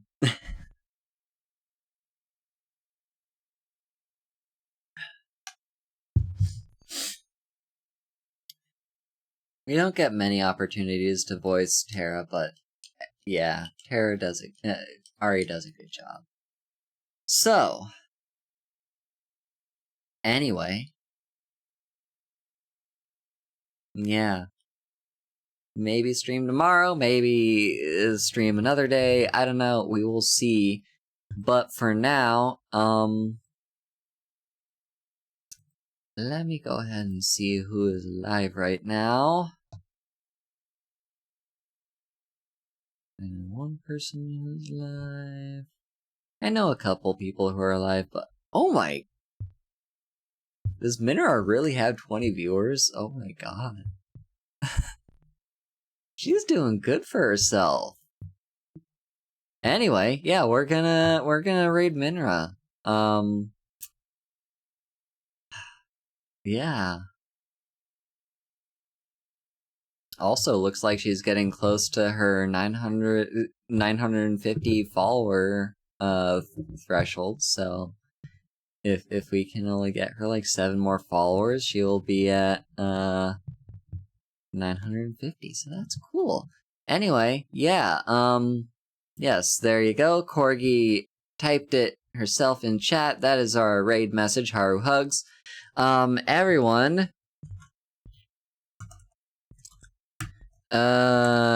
here are all my links with all the different places that you can follow me on social media. I'm not super active anywhere currently other than Discord, which, speaking of Discord, here is the Discord server. Feel free to join it. I want to get back into hanging out and voice chat in there. It's been a while, but I do want to get into doing that. And yeah, and then, yes, thank you, Corgi, for the V-Spire Discord. Yes, hi, Gigi. We actually just finished stream and we got one of the bad endings. So yeah. It was emotional. So, we are, we're about to go ahead and raid Minra. No, go away ads. We're about to raid. So, yes, join the V-Spire Discord, because that's where, V-Spire people are hanging out, and we will, V-Spire is a cool place with cool people, including me and Minra and Pi and Pepper, who is currently struggling because her GPU died and she needs a new one. So if anyone can help fundraise that, that would be super helpful.